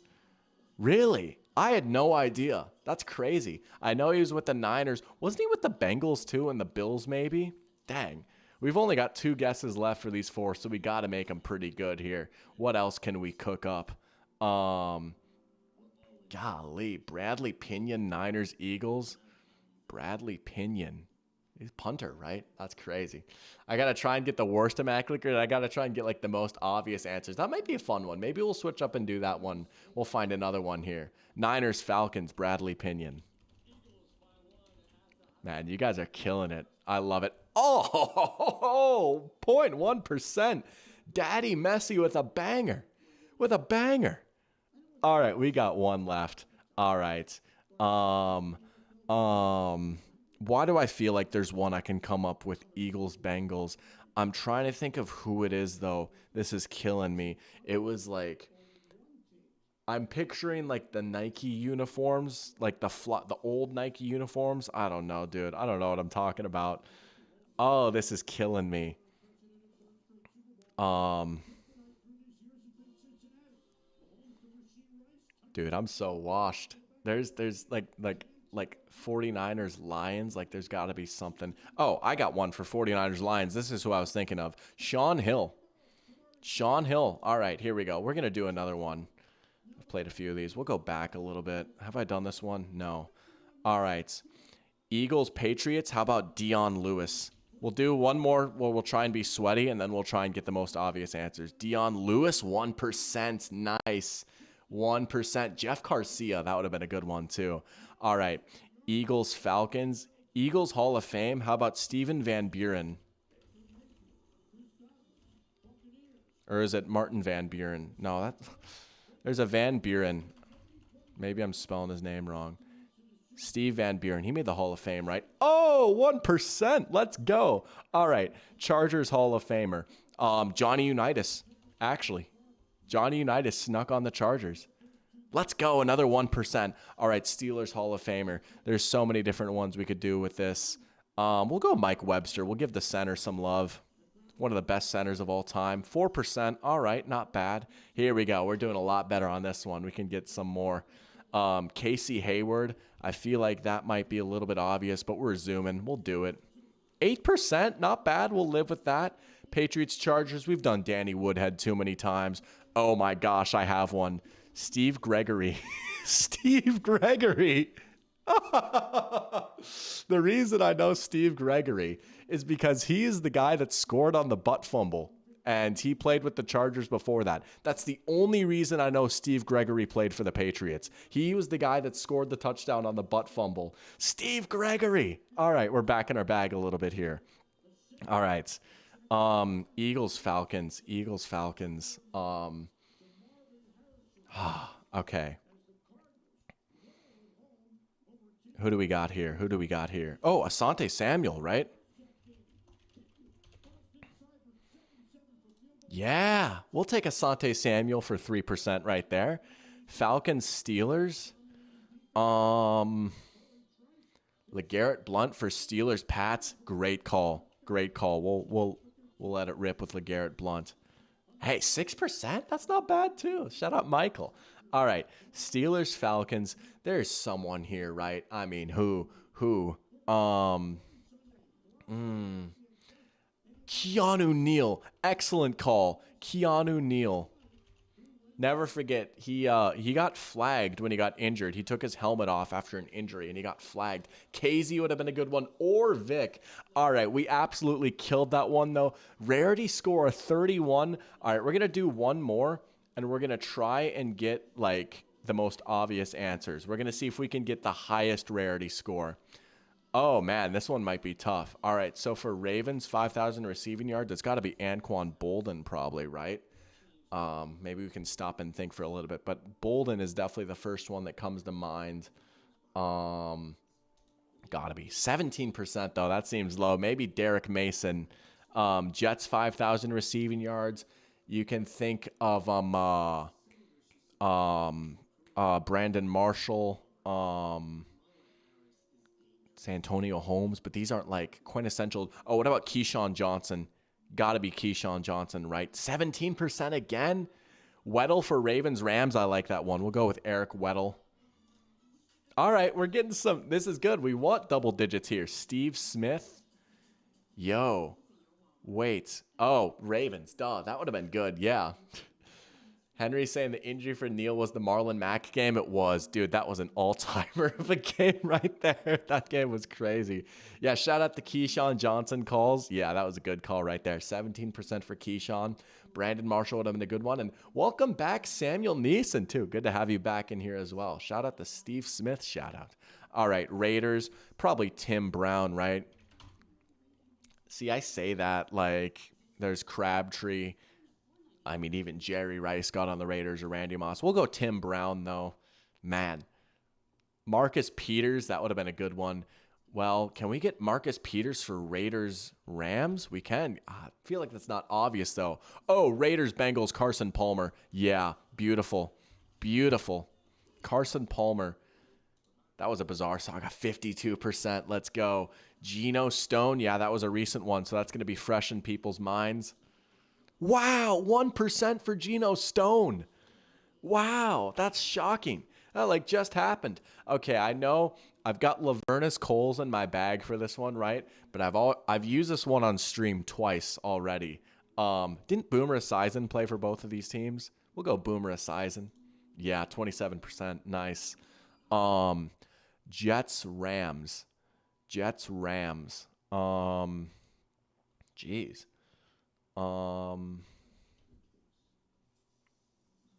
Huh. Why do I want to say Zach Stacy played for the Jets? Maybe not, but either way, we're looking for the obvious answers here, you know? Raiders Rams. Huh. Why are these two? Because I feel like the Rams have just acquired so many players, right? That it'd be easy to come up with dudes that have been around the league a little bit. Jets, Rams, and Raiders, Rams. You know what? Screw it. I don't care. I'm going to go Zach Stacy because I'm proud of myself for even thinking of that. There's no way. He was barely in the league. No, I must be imagining that. Did Eric Dickerson really play for the Raiders? I had no idea. I know he had the Rams and the Colts in the cut. That's crazy. He played for the Raiders, and that was 32%. Wow. Oh, yeah, that's fair. It was posted 2 weeks ago. Excellent point. Game solved. All right, we've literally got one left, and I don't know why. I can't think of a single person for Raiders. Not Raiders. Wow, I'm all over the place. For Jets, Rams. You know what? Screw it. We're going to go Zach Stacy. There's no way. Oh, my gosh. Are you kidding me? I had no idea. Well, I mean, I had a feeling, but I don't know why. All right, we'll take that. It's about time to start the second half. We're going to switch the screen back. I got to step away real quick, refill my water and all that. But we're going to be back for a fun second half of football. That was fun, though. We got 3 grids in there. I'm fired up and locked in, but I'll be right back.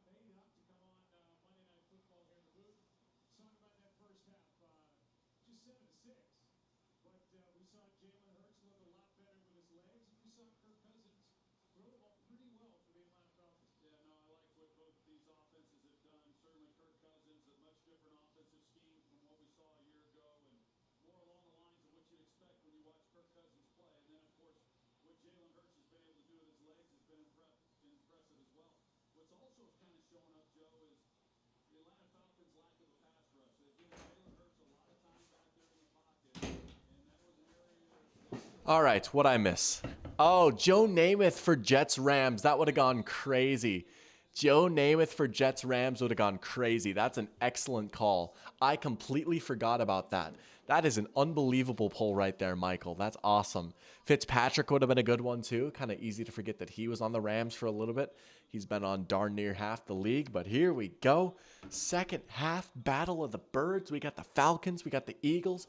We got the Falcons starting with the ball.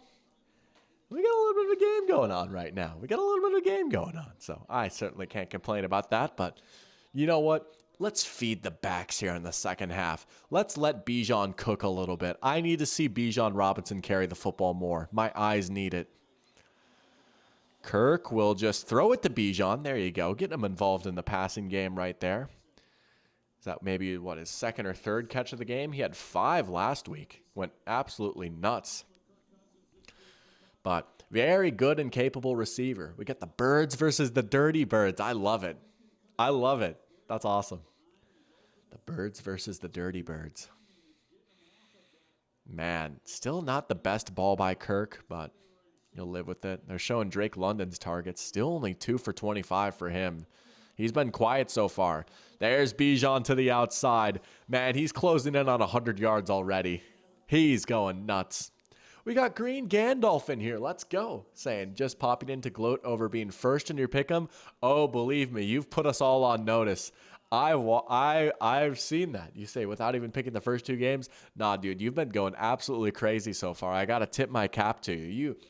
You had an unbelievable week 2 and a great week 1 on top of that. You were the early favorite right now. Believe me, you have put us all on notice. I was like, dang, Green Gandalf kind of killing it right now. We got a few people kind of going crazy in there right now. There's Bijan again. Dude, give him 30 carries. I don't care. I mean, obviously you want, let's protect him too. But dude, seriously, like, just take the air out of the ball, man. I think London had 2 catches last week, too. He was the guy I was really excited for with Kirk. I was like, oh, this makes sense. Dagger with Drake London to from Kirk Cousins to Drake London's going to go crazy, you know? Look out. There's Bijan again. There you go. Set up the screen. He's got a bit of a convoy. Oh. Let's go. Saying he believed in us versus the 49ers. So many upsets. Sam. Let's go, baby. Flores. Don't hire him away, please.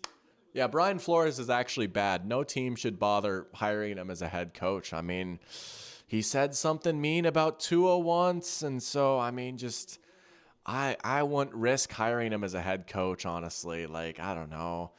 Just leave him in Minnesota, I guess. There's Algier. Dude, whoever is carrying the ball, it's working. This Falcons offensive line, I'm noticing what's going on right now. Atlanta's winning the battle in the trenches. You got to hand it to them. This offensive line has come out ticked off today. Look at that. There's Pitts setting the edge on Zach Bond. How about it? You know, that's always been something is can Kyle Pitts block, and maybe that's why he's not been a true tight end as much, but that was a nice rep in the run game right there. Yo, you went to the game? That's awesome. Keep Flores for life. That's so cool, man. Dude, what was the crowd like when Jefferson housed that 97-yarder?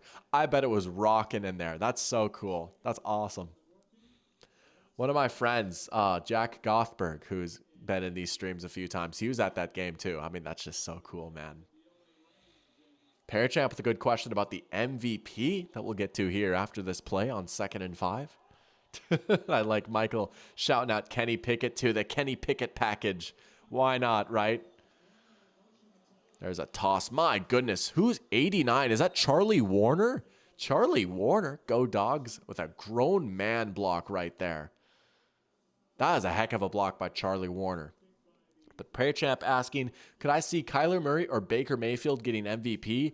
Man, that's a high bar to clear, right? And it's hard not to imagine still like one of Mahomes or Allen not walking away with it because their teams are off to a great start too. But I tell you what, Baker's been nice.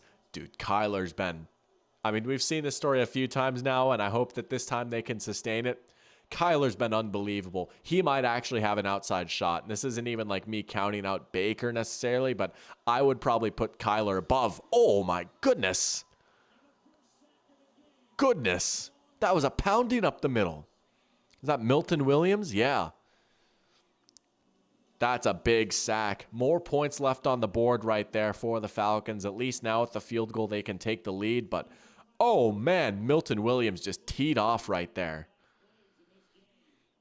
There's that pressure up the A-gap, right? I mean, no quarterback wants pressure up the A-gap, but especially someone like Kirk Cousins where you can't roll outside, right? When you can't step up and you would have to roll outside, but he just might not have that in his bag, Achilles or no Achilles, right? Whew. Big sack right there, but the Falcons get the lead, 9-7. You know, you might want to start turning these field goals into touchdowns at some point, but it's not been a matter of whether they can move the ball or not. They've just been needing to finish these drives a little bit. But Sam saying Atlanta understands that the forward pass was a mistake. It was. Take me back to the days of Bronco Nagurski. Beyond Walt saying, I was so mad when we drafted Bijan when Tyler just run for 1,000 yards his rookie season. Now I'm just happy we have both, right? Hey, I mean, like, the upside is hopefully you can kind of extend these two guys' careers a little bit, right? I think it's worth something if, like, Bijan doesn't have to get absolutely killed 30 times a game. And you can have Algier kind of do some of the dirty work. And then Bijan is a little bit more fresh for those runs that are designed for more explosive gains. I mean, it kind of works itself out. And I know Algier's yards per carry might not always be quite as pretty, but I do think it's good to have a back like that on the team that can offer some of that power element and take the pounding a little bit, right? Like, people kind of dunk on Najee Harris, like, oh, his yards per carry isn't as good as Jaylen Warren. Like, Jaylen Warren is so much better, but nah, like, Najee plays an important role in taking those ugly carries so that Jaylen Warren can get 5 yards a pop. Oh, we're asking Green Gandalf who he picked in this game. He picked the Eagles, not feeling so good about it right now. Hey, a lot of game left, though. Also saying the crowd went wild. About 20% of the 49ers fans got a couple of chances on their semi-comeback, but were quickly silenced. That's good to hear. I remember last year when the 49ers came to town, there was a lot of San Francisco fans in the building, but good to hear that US Bank was rocking and rolling yesterday. That's awesome. Yeah. Derek Carr, hey, dude, he's been pretty nice, and the Saints offense has been pretty nice. And as a Vikings fan, and Clint Kubiak being a good offensive coordinator is just hilarious to me. It's not even that he was like terrible when he was with the Vikings, but he was certainly not this good. Like, it's pretty hilarious to see how the Saints have like one of the most raved about and innovative offensive schemes right now, and it's Clint Kubiak who's the offensive coordinator. Because I tell you what, he was not doing all this with the Vikings a few years ago. But I wonder if Mike Zimmer was like, no, we're never doing motion ever. Like, cut that crap out. Oh, I love Mike, though. But he was kind of a stickler at times. No fun on offense ever. Parachamp saying if the Falcons can't get in the red zone, can't get in the end zone, then I think the Eagles will win. Yeah, I mean, they're playing with fire, kicking all these field goals right now, right? You got to finish some drives off at some point. You're not going to win this game the Pittsburgh Steelers way, kicking only field goals. Only the Pittsburgh Steelers have that power. It's a special power to have. Oh, look at that. They got Jason Kelce in the booth. All right. Look at that. How about what a year for the Kelce brothers? I mean, really, ever since New Heights, like even before Travis started dating the biggest pop star in the world, right?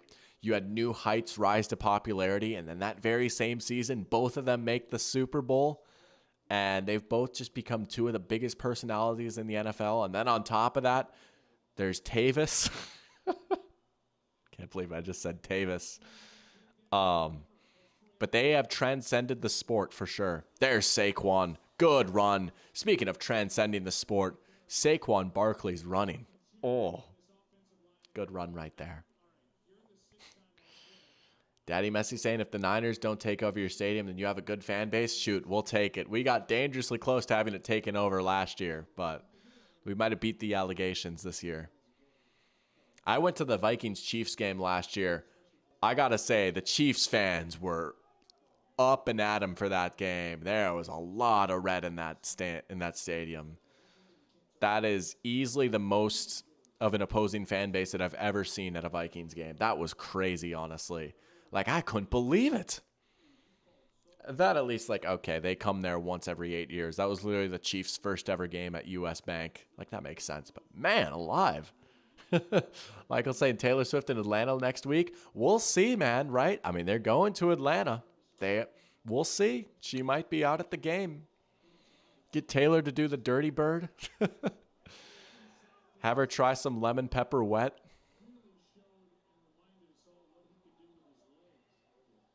Meanwhile, the Eagles are putting together a decent drive right now. Now they'll fake it to Saquon. Oh, Judon! The red sleeves have come to play. Matthew Judon with a big sack. Is that his first sack with the Falcons? That's a big sack right there. Get the Eagles behind the chains. Maybe they can't just blindly turn it and hand it off to Saquon now. That was nice. Look at that nice little just move inside right there. All right. 2nd and 14.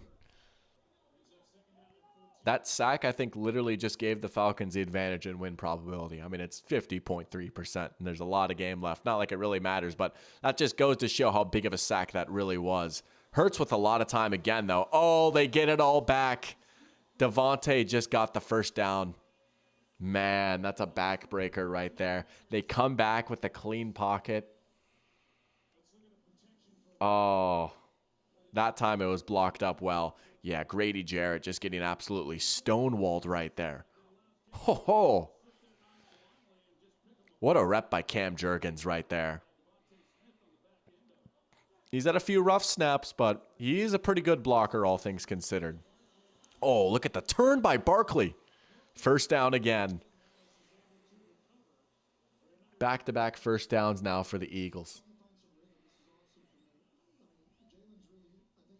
Hurts is settling in a little bit now. He looks much better today than he did last week. And it's kind of crazy. Like, you have to remind yourself, A.J. Brown is not out there tonight. You know, they're without arguably their best player. Oh, they like what they see, maybe. Changing something up here. They're going to check into a run. Okay.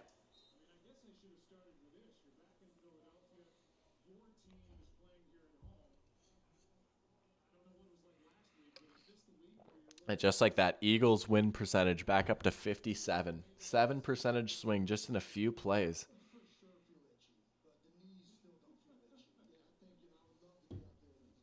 Oh, those throwbacks are so sweet. There's a lot of throwbacks in the building here today. Those are pretty sweet uniforms. I'm so glad they're able to bring those back.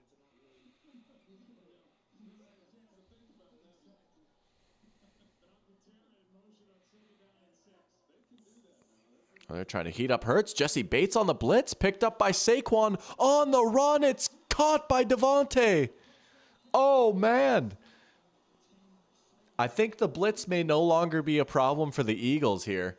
Look at the block by Saquon. You got Jesse Bates screaming off the edge. He sees it right away. Just gives him enough time. Hurts rolls out.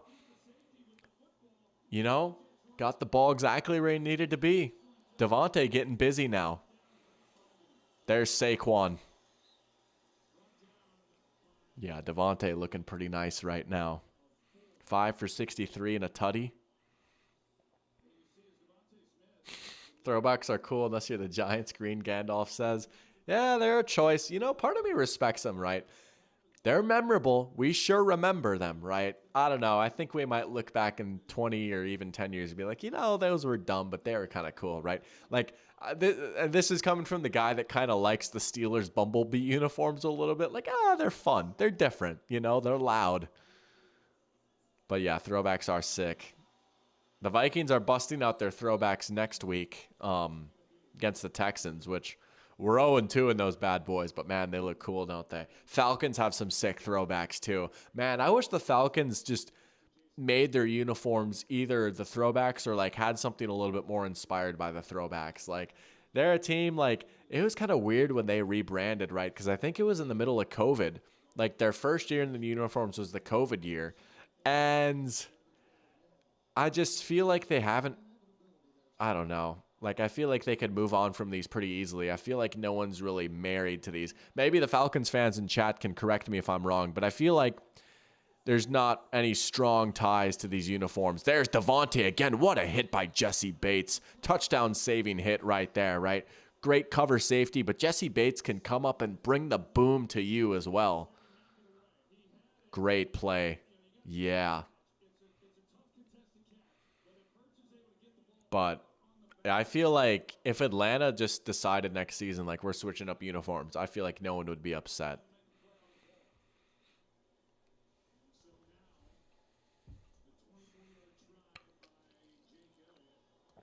Easy chip shot right here for Philly.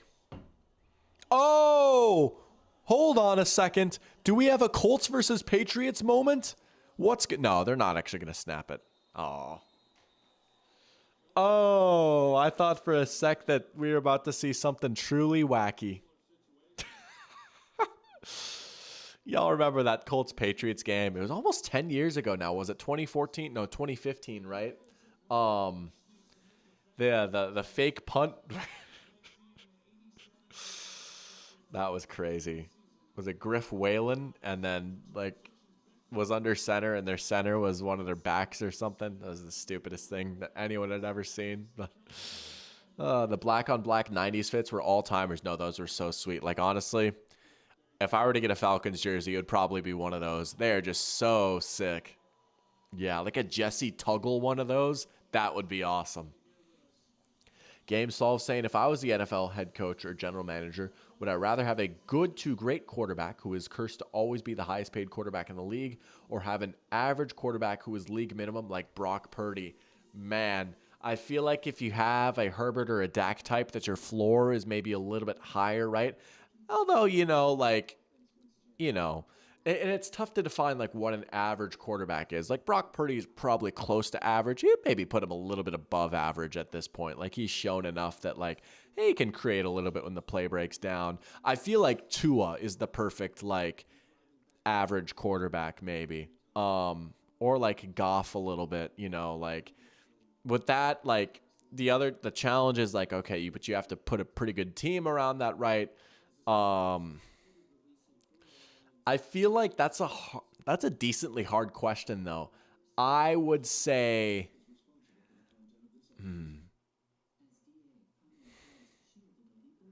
shoot. That's so, I'm not going to go into like, well, it depends on the salary cap situation and everything. They're the highest paid quarterback in the league. I mean, you could still make it work with a high paid quarterback. And like, if you like load the deal up well enough, pretty much if I was like building a team and like factoring in the contract, would I rather have like Dak or Tua? Goff or Baker? Yeah, that's a good example too. Like Goff or Baker maybe. That's so tough because quarterbacks get paid so much, right? Baker is the man. I will say Goff has struggled these first two games. I will say he's been a little bit worse than normal. Like he kind of had a stinker yesterday a little bit.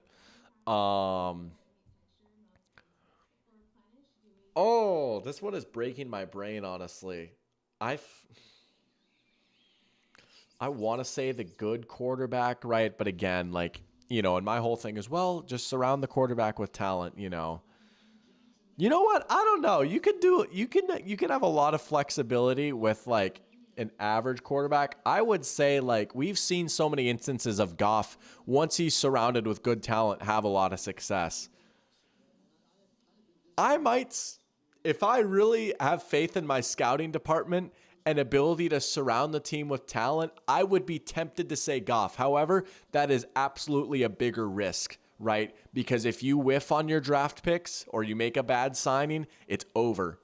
But if you hit, you have all the flexibility in the world. Also, did I just lag out? Hold on a sec.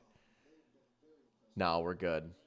Okay, I got scared for a sec. My OBS was in the red. It's back in the green now. I just had to refresh, but it like froze for a second. But we've got some nice quarterback discourse going on right now. That was my latest video, right? It's an interesting topic, though. It's certainly a lot to think about. Here we go. Big drive for the Falcons.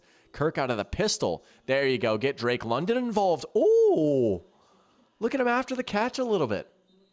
Look at him after the catch, making some guys miss. That was pretty nice.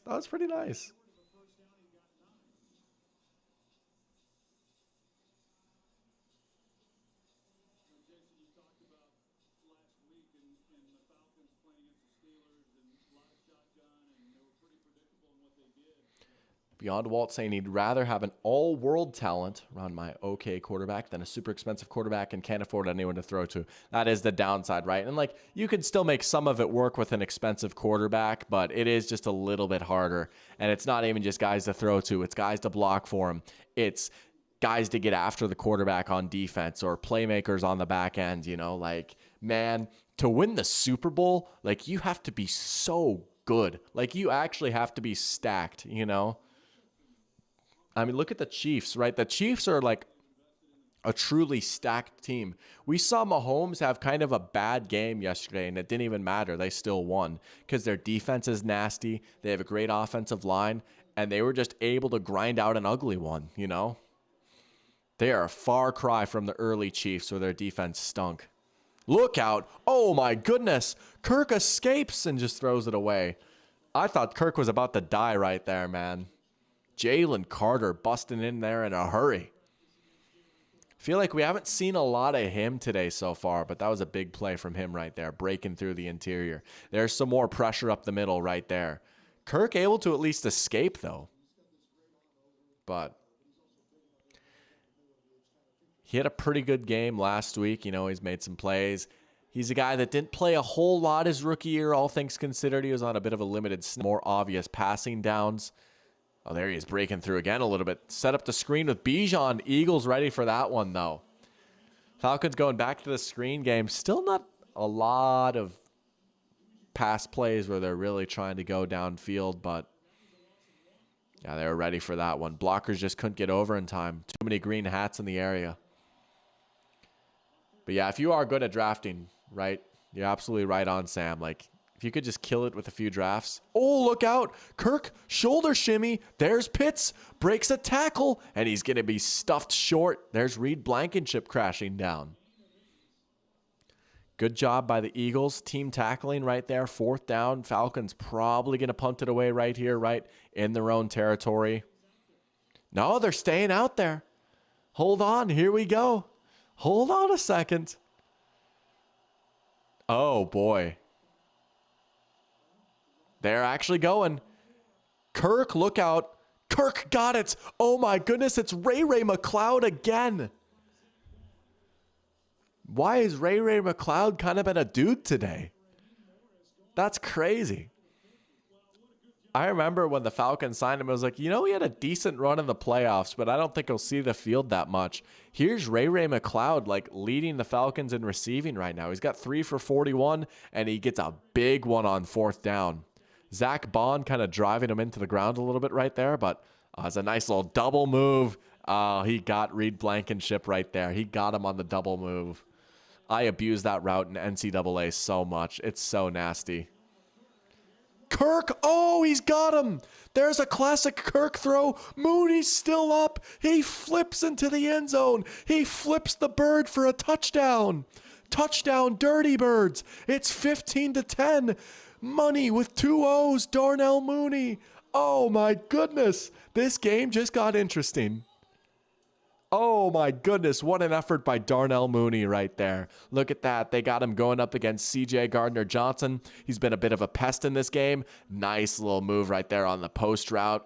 Breaks the tackle, keeps his bearings, and he just flips on into the end zone. Here we go. You got to go for 2, right, to go get that 7-point lead. Big 2-point conversion right here. This is another big play in this game. This game is heating up real quick. Kirk. Oh, he tried to squeeze it into London. It got broken up. What a big stop by the Eagles on the 2-point conversion. Oh, that's a big-time stop right there. Wow. All right. Holy smokes, but we have ourselves a Falcons touchdown. Darnell Mooney. How about it? Here we go. Game on. Game on. Game solved with a good question. If you go down the average quarterback path, then what do you prioritize on the offense? Blocking or weapons? Oh, yeah. I probably would have to agree with Walt, right? O-line, then receivers. Win the trenches, you win the game, right? Because with the offensive line, you get the advantage twofold, right? You get more time for your quarterback, right? Which also in turn gives more time for your receivers to get open.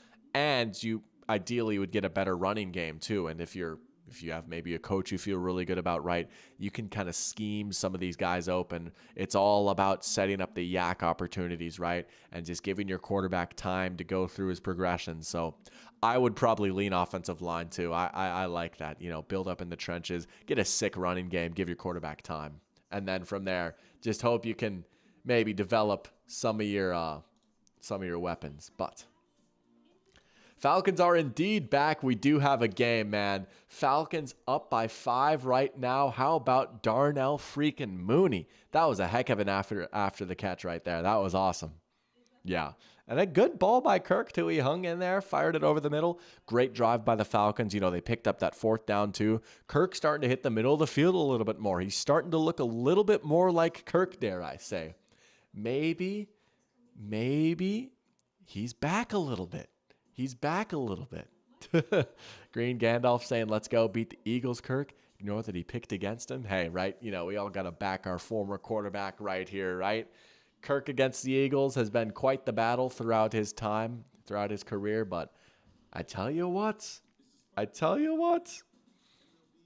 we got a game.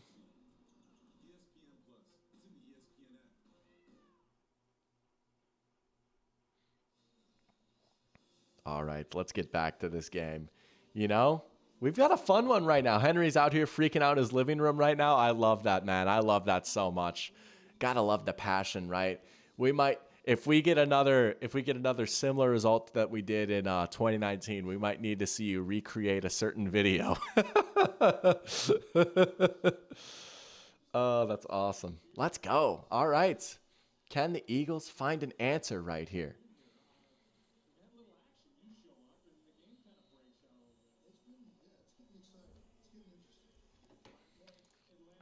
Kelsey's still in the booth. That's funny. He's like, oh, it's getting interesting.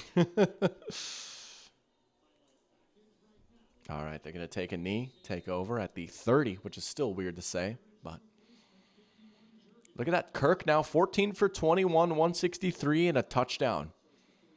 And some of the throws are looking a little bit better, right? I don't know if really all that changed in the week and the rust is gone and he's just, I don't know what changed. I would be fascinated to hear these post-game interviews, regardless of what happens in this game.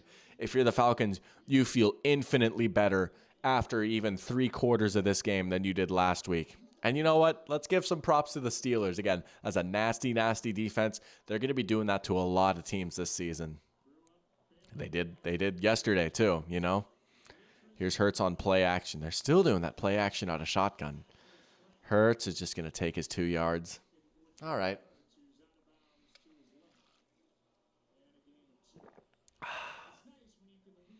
Oh, 3 yards. Sorry. Man, football is just so beyond back. It's only week 2. We get to do this so many times this year. Henry's saying this is going to hurt even worse if we lose. Yeah, spoken like a true Falcons fan. Hey, believe, right? I am the angel on your shoulder. But I do also understand I don't want to get your hopes up too much because there's a lot of game left. And that is a crazy run and catch right there. But there's a flag down. We got some laundry. Hold on. But I did not know that Britton Covey could move like that. What is that, man? All right. Is it? It's an eligible man downfield. Again. It's like the legal formations with the Ravens. It's Cam Jurgens again. There you go, yeah. Hey, he's a little downfield, I guess. Getting his hands on Troy Anderson. Yeah, I guess. Man, they're really calling that tight, though. I wonder if that was another one of those new points of emphasis. They are calling that pretty strict here.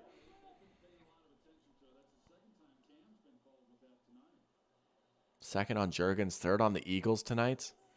2nd and 13 now instead of a big gain. There's Devontae. The go-to guy. Here we go. We're going to go into the fourth quarter with a massive third down right here. You honestly wonder in the fourth quarter if... Well, no, I'm not going to say that. I'm not going to say that. This is the Falcons. I'm not going to say a word.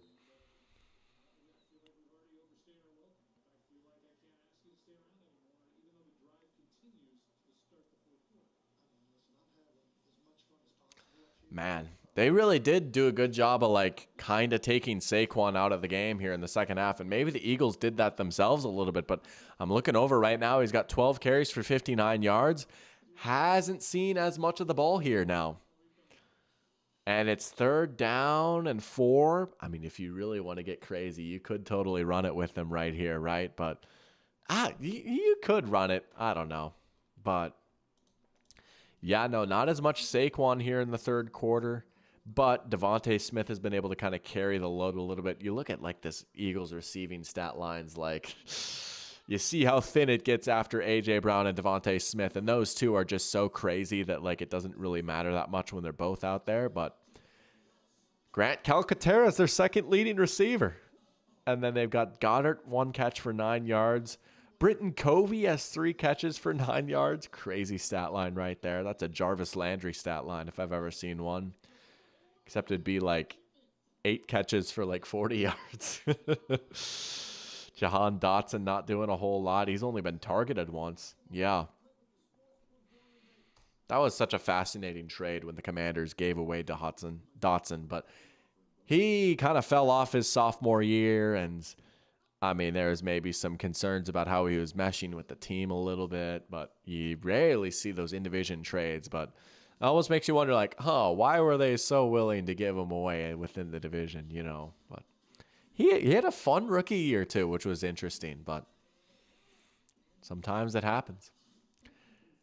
Henry saying a big worry for the Falcons is if they need a touchdown drive, it'll just take a lot of time to get there with the offense running through Bijan. I don't know if Kirk can run a 2-minute drill. That is a little bit of a fair concern, right? And again, this is where the Eagles thrive so much, right? It's not a coincidence that they've been able to win so many of these close games. I mean, think about the past few years. How many times, like, the Eagles have, like, been holding on to, like, a single possession lead late, and then, like, the Eagles pass rush, like, the Eagles defense gets out on the field. The opposing team is trying to go for, like, a game-tying or game-winning touchdown, and then the Eagles pass rush gets like, 2 straight sacks and kills the drive. Game over, right? And yeah, it hasn't been a lot of explosives outside of like that Darnell Mooney catch and run, right? Maybe you can't quite push the ball downfield as much as you'd like. So yeah, 2-minute drill would be a little bit scary. I do get that. You certainly want to be trying to kill the game off as opposed to like playing from behind in this one. And the way the game script is looking right now, there's a chance where we might be seeing a Kirko 2-minute drill. Based off how this game has played out so far. Hurts all day again. Here comes Judon now trying to chase him down. Hurts creates. Oh! Britton Covey. Wow, Jalen Hurts buying time, and he makes it happen. Just hanging back there. And again, that pass rush just killing the Falcons, man. They're just not getting enough pressure right now. Far too many clean pockets, and then Hurts is able to just do his thing. That's been the story all game long so far. Back to the air. There's Covey again. A little bit of a less of a gain now. Beyond Walt saying, Jesse, I need to send Devontae Smith into the stratus. That's so crazy. You mean Jesse Bates. I started reading that in a Walter White voice. Maybe it's because I'm rewatching Breaking Bad right now and your name is Beyond Walt. I'm so silly, bro. I thought you were making a Breaking Bad joke right there. I was like, maybe that's why your name is Beyond Walt. You know what? I am going to read it in my Walter White voice, though. Let me run that back here after that play. Bro, I'm so silly. Nah, Covey's been going crazy. Jesse, I need you to send Devontae Smith into the stratosphere next time he comes across the middle. Hey, yo, Mr. Whites, I don't know if I can do that. You know, that might be a penalty. They've been throwing a lot of flags, you know. Can't get in trouble with the refs. Can't get in trouble with the DEA. Oh, man. I'm so unserious sometimes, but I love it. Big 3rd and 6 here for the Eagles near midfield.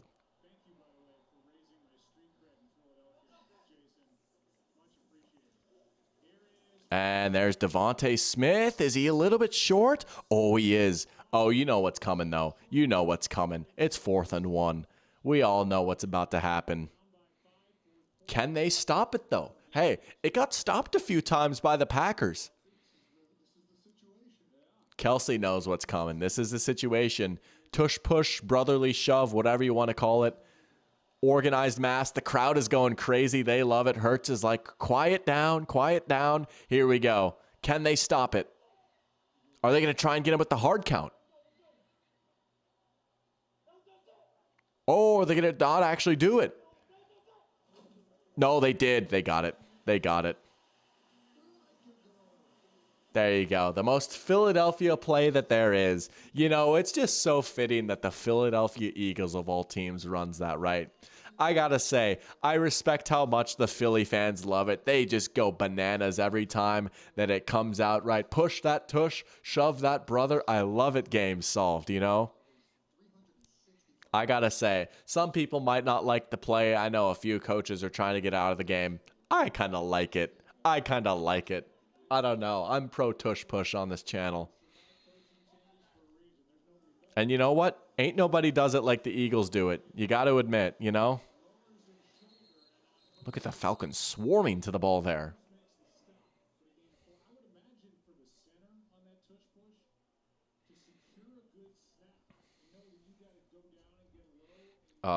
Brett Coleman made a really good video about the tush push last year and how, like, why the Eagles specifically are so good at running it because of the certain way they run it and how defenses were kind of playing it poorly. And, you know, its success has gone down across the league a little bit, but man, it's still such a weapon. It's still such a weapon, but I think it's like his most viewed video now, or second most viewed video, but it's pretty good. I learned a lot about physics and rugby scrums from that one.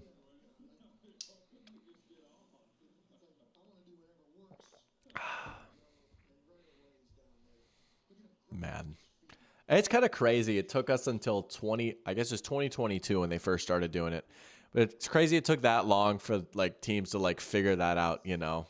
Look at Devontae. He's just pointing. He's like, "Yep, that's a first down. I did my job." Just stand still. Look cool. There you go. There's that size I was talking about with the offensive line, right? Eagles have the heaviest offensive line in the NFL. Such an advantage against these smaller defenses. There's Hurts up the middle, lowering the shoulder.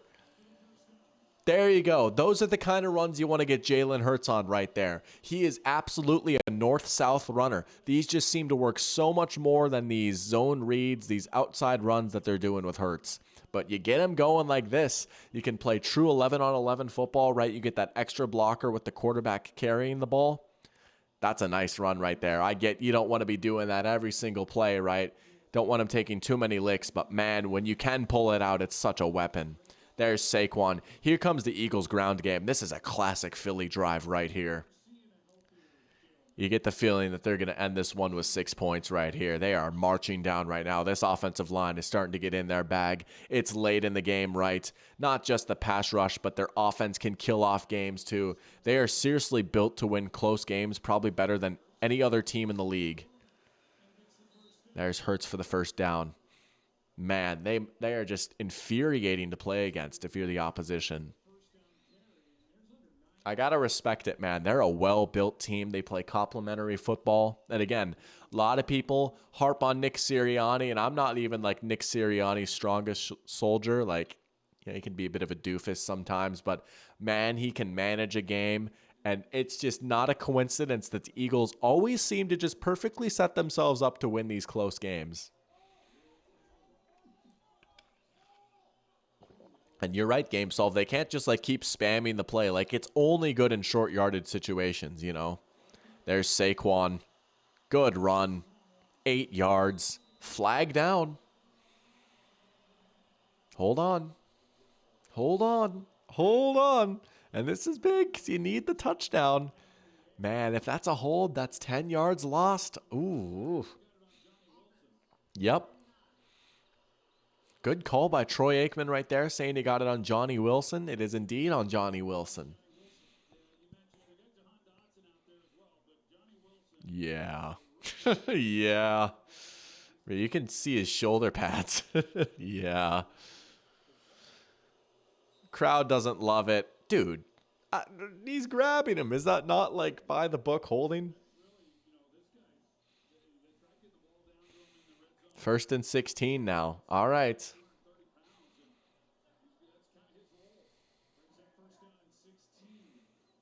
There you go. Quarterback draw with Hurts again. Oh, he's still going. Big rush right there. 2nd and short now after that. Man, Hurts is really starting to carry the rock now. He's got 83 rushing yards. 11 carries, too. 7.5 a pop. That's usually a little bit higher than Hurts goes for. Florida State could use Johnny Wilson again. They could use everyone again right now, man. They could use Jameis Winston again right now. This has been a 14-play drive that's taken about 8.5 minutes. Man. Saquon. Spin move. Minimal gain. Third down. Interesting spot here.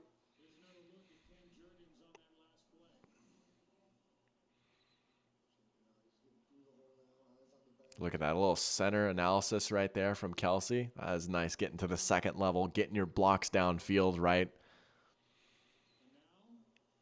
It's where the real wars are won. When you can get out of the trenches and just hit dudes that are smaller than you. A lot of offensive linemen will say that is their favorite part of playing football, is when they can just put a lick on a safety or a corner or a linebacker. They just love bowling those dudes over. Hurts play action. Saquon dump off. Touchdown. Touchdown. And it's that man. It's Saquon off of play action. What a drive for the Eagles. Jalen Hurts delivers with his arm and his legs. Wow. Did he break the plane? Ooh, yeah, I think he did. I think it's close, but I think he got it. I think he got it. Oh, well, hold on. Where's that knee down? Oh, hold on. Hold on. We got to review. We got to review. Now, I think that would be a... Wow. That was a quick review. Man, they were quick with it.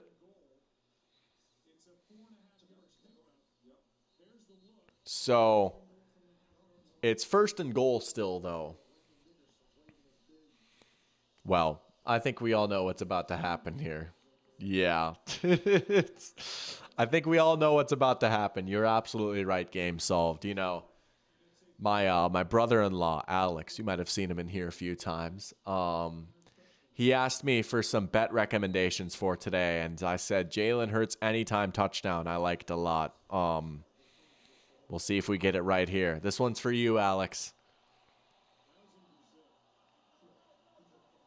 Can they stop it? Nope. Touchdown, Eagles. There's the Jalen Hurts anytime touchdown. Now, I told him that Bijan over 4.5 receptions, and I may or may not have said Eagles to cover. Bijan is at 4 catches right now. I don't even know if he made the bet or not, but Alex, if you're watching this, or if you can hear me somehow, you're getting closer. 17-play drive is insanity. That's one of the longer drives I've seen in an NFL game, though. That is crazy. You got to go for 2, right? Make it a 3-point game. Yeah, they're going to. Probably can't quite run it back, though. You can't quite do the tush-push from the 2-yard line.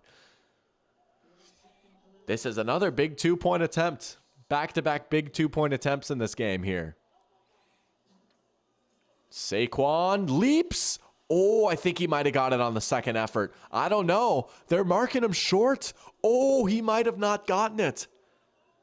Oh, did the ball come out? Do they want the... Well, they're saying the touchback. I mean, it won't matter either way. It just matters if Saquon got in or not. Hold on a second. I thought he might have got it with the leap and then the second effort. He runs into his own man right there. He gets yanked back. Eagles fans think that he got it. The crowd is going crazy. It didn't look like he got it there. Second effort. Oh, he reached across. He reached across. Saquon reached across. That is an unbelievable effort by Saquon Barkley right there. You dive. You get stuffed by your own man. That little reach across right there before the ball comes out. That is an unbelievable play right there. And that is a game-changing 2 points. My goodness. That is impressive. Here we go. This might be do or die time for the Falcons right here for this drive. The Eagles took so much time off the clock right here. It's a 3-point game. Man, I'm absolutely with you, Henry. The Falcons pretty much have one drive to get 7 or it's game. You do not feel good about a field goal tying the game up right here because realistically, you go down, you get a field goal that takes a few minutes off. That probably leaves just enough time for the Eagles to kill off the rest of the clock as they go for a game-winning field goal of their own, right? You got to get that 7. You got to make it a 4-point game. You got to force Philly to need a touchdown here, right? There's just under 7 minutes left. You don't have to go into the 2-minute drill, which is nice. You can absolutely turn to your running game here if you want. This is the drive for the Falcons right here. This might be the game right here. You got to go to Bijan early, I think, right? Go to Bijan on first down while you can, and then from there you might open up the playbook a little bit. Henry's saying he's not well. I can understand that, man. This is a very tense juncture in this game. This is a very pivotal moment in the Falcons season right here. You don't want to make too much out of it, right? It's a long season. There's a long ways to go. You know what? The Falcons can lose this game, and obviously they're not eliminated yet, right? But you got the big bad Kansas City Chiefs coming to town next week, right? After a tough loss week 1, you're on the road in a hostile environment. This is your chance to get a season-defining win right here. Get yourself on the right track. Kirk Cousins, this is what we paid all that money for. This is what we brought you in to do. You need to be the quarterback of the Atlanta freaking Falcons. Kirk Cousins, will you answer the call? Let's go. Let's go. Here we go. Here we go. Only here will we make a drive with 6:47 left in the fourth quarter of a Week 2 game, one of the most monumental moments of the entire month of September on planet Earth, right here. Here we go. Here we go. I love this sport so much, man. Green Gandalf saying Eagles took just about half of a quarter to get the touchdown. It was like they had shoe clock on. It was crazy. Again, just a Philly Eagles drive right there. Just nasty, nasty football. Scrumming in the dirt, scratching and clawing. Michael saying, Golden Bachelorette watch party when? I love it. Let's do it. Welcome to the Dr. Bachelorette party. Here we go. I love it. Game Solve saying a Kirk Cousins legacy bright lights game incoming soon. Here you go, Kirk Cousins. Answer the call. They're showing the 6 shot of him running out onto the field. Green Gandalf saying I'm a great hype man. I appreciate it, man. You know, just boundless amounts of energy and just a sheer enthusiasm for this game. You know, it's maybe not everyone's cup of tea, but for those who it is, I love it, man. And you know what? This is what we do right here. We get hyped for stuff like this. This is why you watch the games. This is why you love this sport. That and, you know, the Peyton Manning commercials. I need some water after that.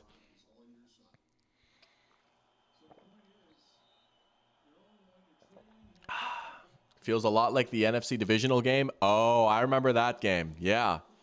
Flashbacks. There's Bijan on first down. They went to him. Not a lot doing right there, though. Eagles ready.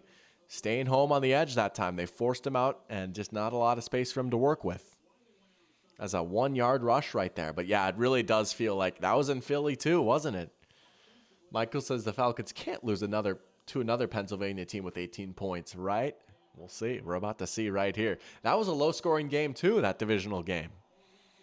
The Pennsylvania gauntlet has been thrown for the Birds. The Dirty Birds. Kirk play action. He's got time. He's going deep. Oh, he missed him. It would have been a really, really tough throw, but he did have Mooney there. That's one that Kirk might have hit last year. That's one that Kirk might have actually dropped in the bucket last year. Look at that. They got the switch release that they were looking for. Mooney held up. No, that's on Mooney. Mooney stopped running. Oh my gosh, did you see that? Mooney stopped running. Oh no. That one's not all on Kirk, I don't think. 3rd down and 9, they got to hurry. They might have to take a timeout here.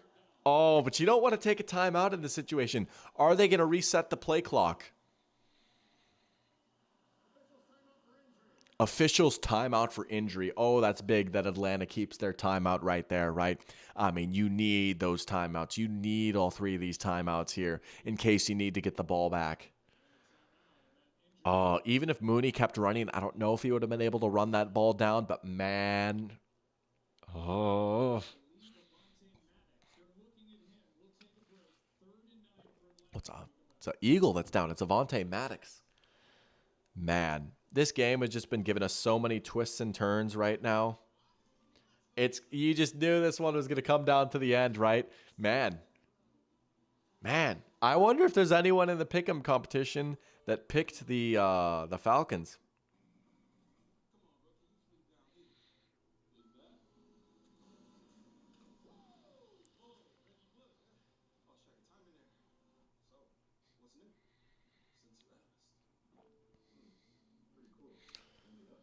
Game solved saying, is Prime Kirko when he was on the Vikings? Oh, probably, right? I mean, I don't know. He did have some pretty good seasons in Washington too, right? But I feel like he was in a bit more of a national spotlight on the Vikings. Maybe easier for me to say, right? But I would say statistically his best seasons were with the Vikings. He had some good years with the Vikings too. And his one playoff win was with the Vikings. That's where Kirko Chains was born, right?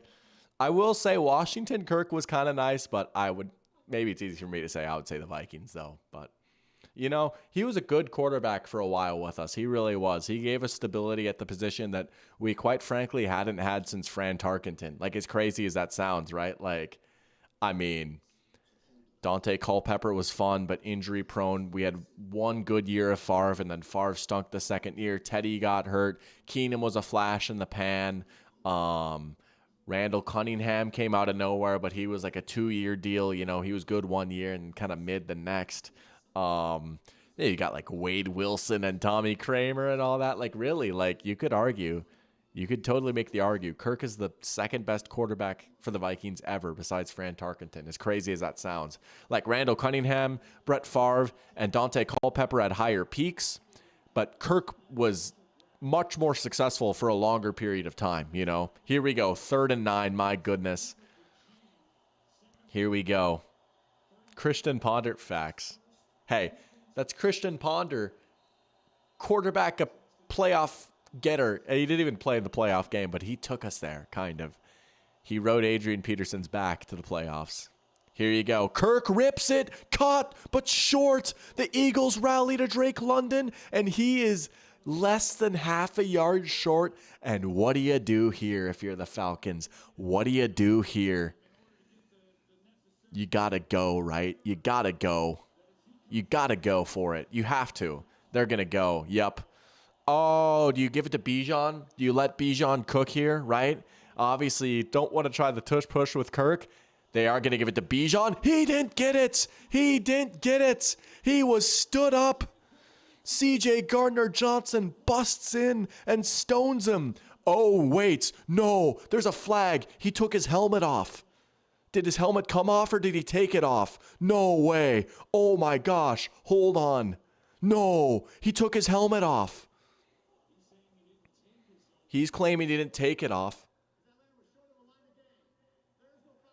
Oh, what a tease. Wow. C.J. Gardner-Johnson made the play. Oh my goodness.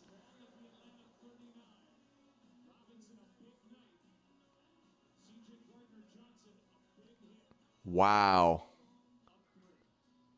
It kind of did look like he took his helmet off.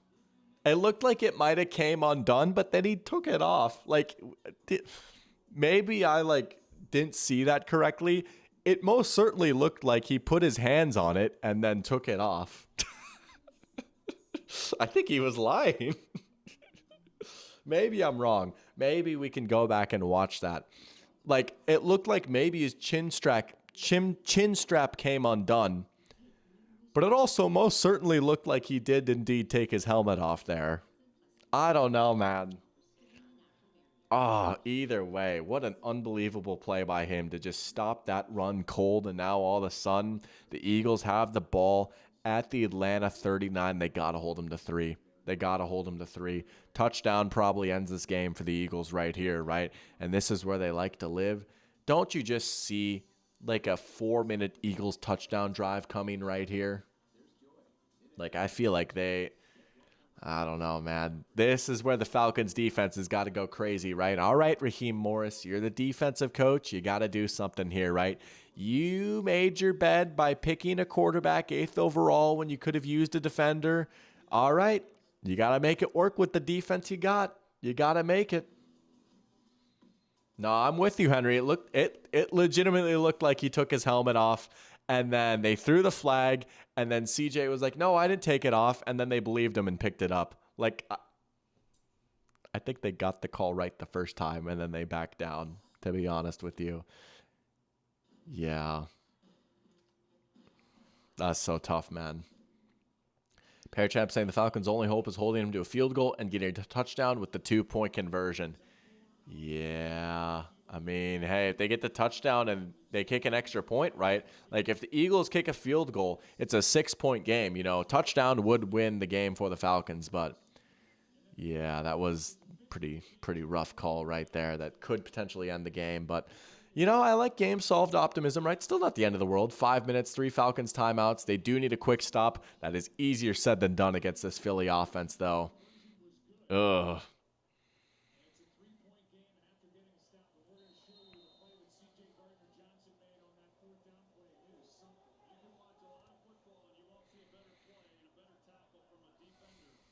All right. This is every play from here on out is kind of do or die for the Falcons. Oh, no. Saquon. Honestly, you're probably good with him getting... flag? Hold on. Holding. Coming back.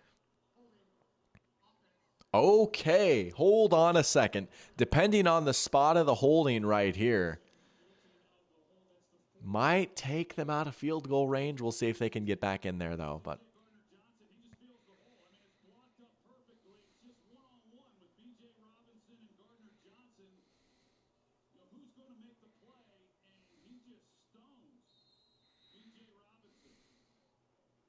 oh, actually, maybe his helmet did come off. That replay is making it look like it was coming off when he was on his way up. All right. Actually, maybe it did come off. That was a different angle. But, hey, 1st and 17 now. They're backed up. We know Jake Elliott has an unbelievable leg, but that's a big swing for the Falcons right there. And they wrap up Saquon for another loss. Hold on a second. Hang on a second. We're looking at like a 2nd and 18 now. Bro, they've got Matt Ryan on the Manning cast right now. Good for Matt. Need to get Matt Ryan on the pigskin watch party. Yo, what's up, Matt Ryan?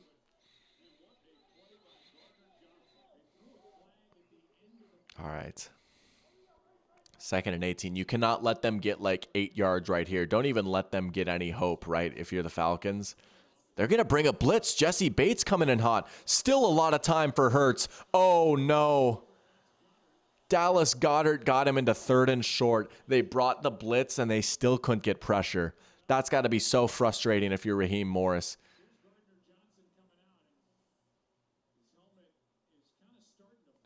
So it looked like it was kind of coming off, and then he took it off. All right, the referee analyst gave the explanation. I guess it was on the way off. I get that. But at first glance, it looked like he just straight up took it off.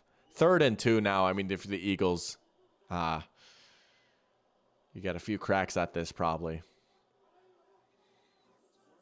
Hurts will swing it out behind the line. Barkley got it. Oh, he lowered the shoulder and he got it. And he stays in bounds too. And now for the Falcons, probably after this first down play, you got to start calling timeouts right here, right? You do have the 2-minute warning still, but man, it's kind of do or die time to get your stop right here. You might want to start thinking about your timeouts after this first down play. But how about Saquon lowering the shoulder? And I think he stayed in bounds, so that clock is going to keep running. Man, they threw it behind the line, but it worked. They're knocking on the door of the red zone now. Saquon 100 yards from scrimmage in this one.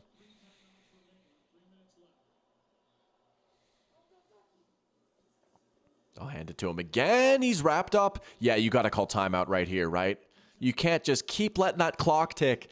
I think you got to call timeout right here, to be honest. You just held them to no yards on first down right there. Again, if you need to force a fourth down, this is probably the sequence for you to do it right here. I'm going to be honest, I don't love the decision to just keep letting the clock run right here. If you're going to get a stop, you might as well put all your eggs in one basket right here. I don't know, man. That's a lot of time coming off the clock, and you're going to need a touchdown if you hold them to a field goal. They'll give it to Saquon again. It might not matter.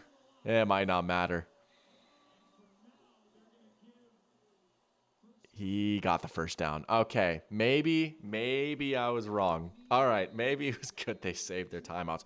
But now here's the thing. Now you literally can't allow a first down. First down more or less wins the game for the Eagles now. Oh, he's short. And we're going into the 2-minute warning, so we're going to get an automatic review. In a weird way, maybe I'm big braining this. Maybe I'm galaxy braining this and overthinking. In a weird way, though, if you're the Falcons, that's almost worse. That's almost worse that it's second and super short now, because you're going to have to burn a timeout here on first down now if the Eagles go out and pick this one up, right? Eagles get a yard, that'll set up 1st and 10 again, and the Falcons will be down a timeout. It's going to take just that much more time off the clock, you know? Oh. But this is it right here either way. If you're the Falcons, you just need a stop or something, man, something.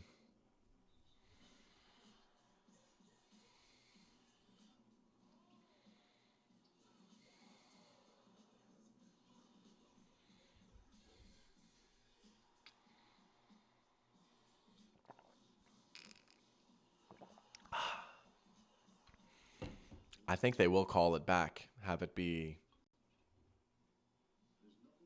second and short, right? Yeah. I think his knee was down. It's been kind of a quick game, I feel like. I mean, there's been a lot of running, so that makes sense.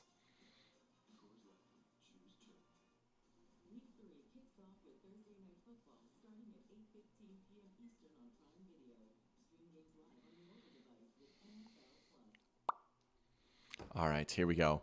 Oh, it's 3rd and 1. I'm tripping. That was 2nd down? Hold on. I'm tripping. It's 3rd down. Okay, I mean, they're going to come out and run the tush push, right? This is tush push time. But it is 3rd down at least now. If you can get a stop right here, then that saves you a boatload of time. I thought it was 2nd down. It's 3rd down.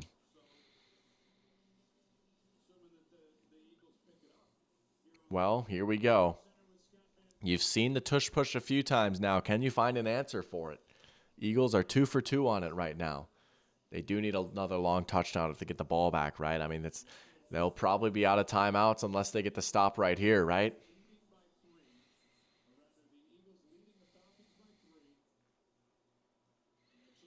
Man.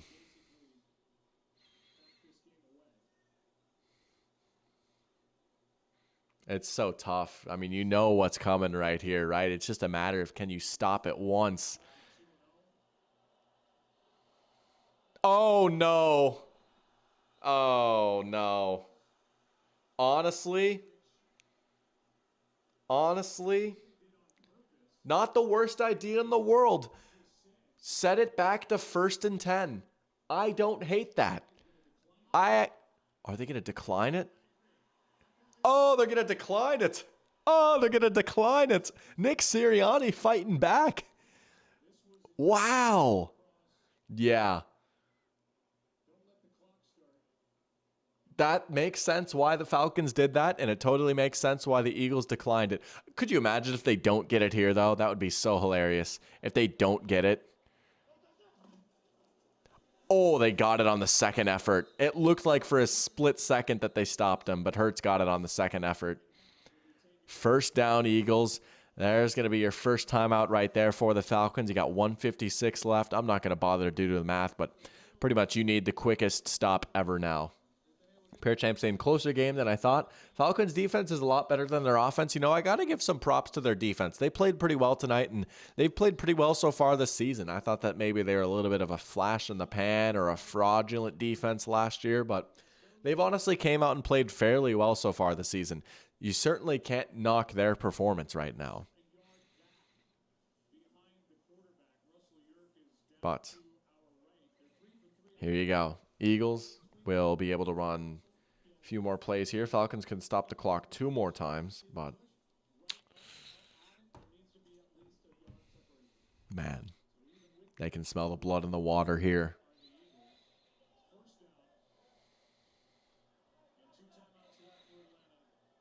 Pistol formation. I like it. Saquon. Good gain on first down. Stop the clock with 1:51. Okay. So then maybe next play will take like, 3 or 4 seconds maybe. Call it like 1:48. And then from there, they can run it down a little bit. The Falcons, if they can get this stop, would get the ball back with like maybe a little under a minute left. But no timeouts.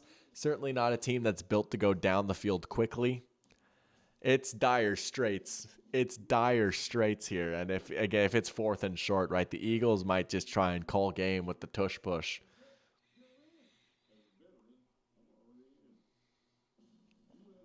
This is what they're built to do, man. I feel like this is just your average Eagles game right here. Oh, it's such a cheat code, honestly. But you know what? You invest in the offensive line, you invest in the running game, you get a nice pass rush, you can win yourselves a lot of football games, man. You can win a lot of football games doing that. And then on top of that, you've got some sick wide receivers and a pretty good quarterback. You know, the Eagles might not be all the way back to what they were in 2022 because that was just such a ridiculously loaded team. Like, talk about the stars aligning between all the talent that they had. 2 unreal coordinators, right? Like, I mean, that was unbelievable to have Shane Steichen, Jonathan Gannon, plus a ridiculously talented roster. Like, hard to get back to that, but man, they could be a real threat in this NFC. They really could. They keep doing this. They get A.J. Brown back. Look out, man. And their coordinators are looking pretty good so far this year. Fangio and Kellen Moore have been a big step up from what they were rocking with last year.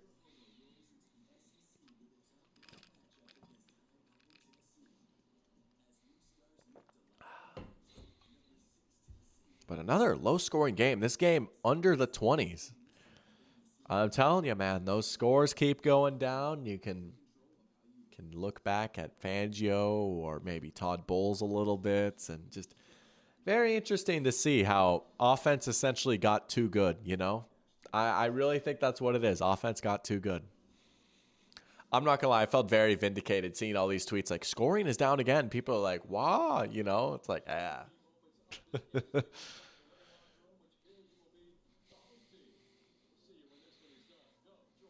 Wow, Scott Van Pelt just pretty much said that the Eagles won. That's crazy. He's like, winning team's locker room, which will be the home team. It's like, hey, dog, we don't know that. Hold on.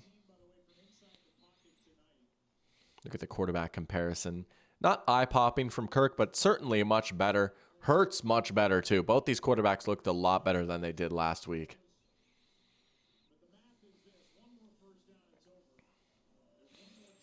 Second and 6. Man, the Eagles have dominated time of possession here in the second half. 19 minutes to 9. Michael's wondering what Hurts ADOT is looking like. We can get a little ADOT report here in a little bit. Watch this play first, and then I might pull up RBSDM.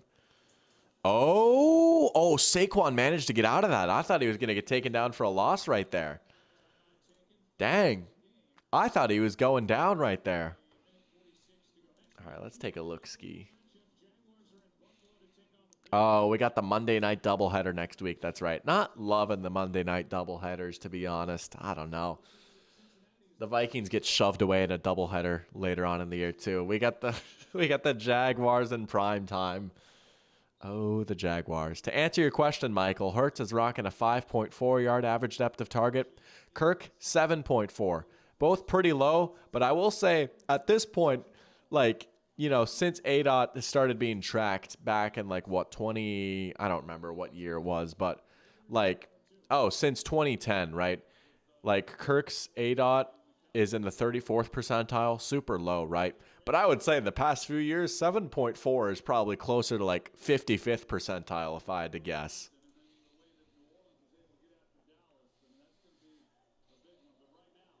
All right. 3rd and 3, man. Here you go. They're going to let the play clock run out. The Eagles just going to call timeout, dress things up a little bit, show the Falcons something, then maybe go away from it.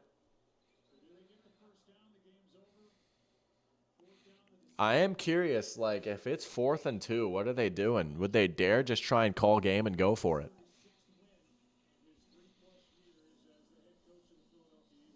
Probably, right? It's a little risky. You'd be only up 3. The Falcons could conceivably force overtime from that. Look at that. They got the Clint Kubiak graphic up right now. That is crazy. 4th most points in NFL history through a first 2 games. And the 2009 Saints are another team that's on there. I believe the 1921 Long Island Independents are on there too. Something like that. Maybe it was Rock Island, but that is crazy. Now, their offense has been going ridiculous. The motion, the offensive line looks really good. Kamara looks back, which is truly shocking. I mean, they've been like one of the most surprising stories of the season so far. They're going to pass it. Hurts play action. Saquon dropped it. Oh, Saquon dropped it. Oh, my goodness. They had it. I won't even knock the play call. They absolutely had it. That was the game right there. Saquon dropped it. What do you do? What do you do? What do you do? Oh, my goodness. Are they going to come back and try and pick up the 4th down here? Oh, my goodness gracious. They're going to kick it. Hold on a second. Hold on a second. Oh, my goodness. It's a small miracle that the Falcons are even getting the ball back. Kick is up and good, but hang on. I'm not going to lie, dude. I did not think that the Falcons were even going to touch the ball again. They get the ball with 1:39 left. Oh my goodness gracious. They actually have a chance. It's a small chance, but it's a chance. And that was a little bit of a scary moment on the hold right there. Good job by the holder to recover the snap right there. Holy smokes. Kirko was going to have a chance to win the game. Oh my goodness. Henry, I hope you're still in here, man. We still have a slight chance. We still have a very, very slight chance. Oh, man. But, you know, we did talk about this, right? The Kirk Cousins 2-minute drill. Certainly don't want to live in that. It's not ideal, but I cannot say this enough. I cannot say this enough. I'm truly shocked the Falcons are even touching the ball again. That is crazy. It was a good play call, too. They faked out probably the entire stadium. Little play action, flat dump off to Saquon. Should have easily been a first down, right? Saquon probably could have even housed it, but he could have just gone down, killed out the clock, right? But he dropped it. It stops the clock. And just like that, with 1:39 left, we get one more chance for Kirko and the offense. We get one more chance for it. Let's go. Let's go. All right. They did indeed send out Jake. I am also shocked that the Eagles flunked that. We are going to see the Kirk Cousins 2-minute drive after all. Are you kidding me? Oh, my goodness.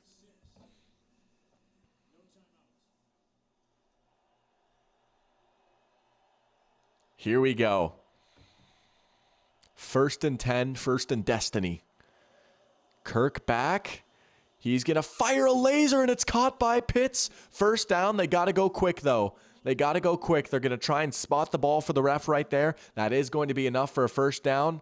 You wonder if they're going to spike it. Maybe not, right? You want to not waste those downs necessarily, right? Get your play set. Here we go. Shotgun for Kirk. 1st and 10 again. He's got a little bit of time. He fires wide open. It's Mooney. What a big night for him. And the Falcons can go quick again. Oh my goodness gracious. Still over a minute left on the clock. Kirk is cooking. Here we go. All of a sudden in plus territory. Kirk in the shotgun again. Now under a minute left. Kirk back to pass.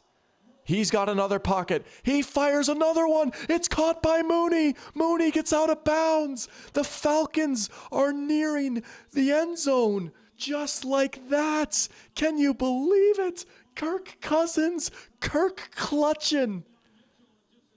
Oh my goodness. What do we have here? Nice by Mooney again. Can old man Kirk do it? Hold on a second. Hold on a second. 1st and 10 from the Philly 12 in the blink of an eye. Oh, what a difference a drop makes. Kirk fires, and it's caught by London. And now he gets out of bounds. You're so close, you might want to flirt with running the ball here because you don't want to leave too much time here for the Eagles necessarily. Oh my goodness gracious almighty. The Falcons have a chance. Wow. Oh my goodness. Oh, game solved. Ray McCloud is goated. And Darnell Mooney. 2nd and 5. Kirk will pass again. He's got a clean pocket. He looks for Ray McCloud and it's broken up. What a play right there. Avonte Maddox disrupts it. He was looking for Ray McCloud in the end zone, and they've got 2 more cracks to get 5 yards here, or it's ball game. Little bit of handsiness right there. Maddox maybe getting away with something. Oh, he might have gotten away with something right there. Ooh. 3rd and 5 now. Oh, boy. Oh, boy. Kirk. Out route. Touchdown, Drake London. The Falcons, against all odds, have tied it up. Drake London can't believe it. What? What?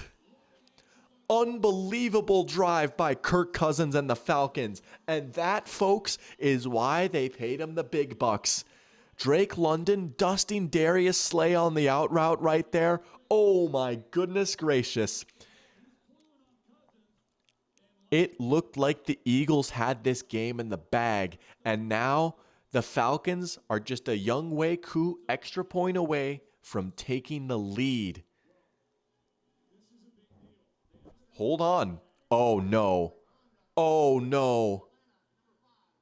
Unsportsmanlike conduct. Is that going to be 15 yards further back on the extra point? Oh, no. Oh, because he did a shooting celebration. Oh, boy. All of a sudden, Koo's got to bang this one through. This is a longer try now. This is not nothing. Does Koo have it?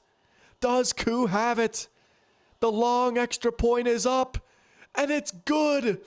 And the Falcons have taken the lead.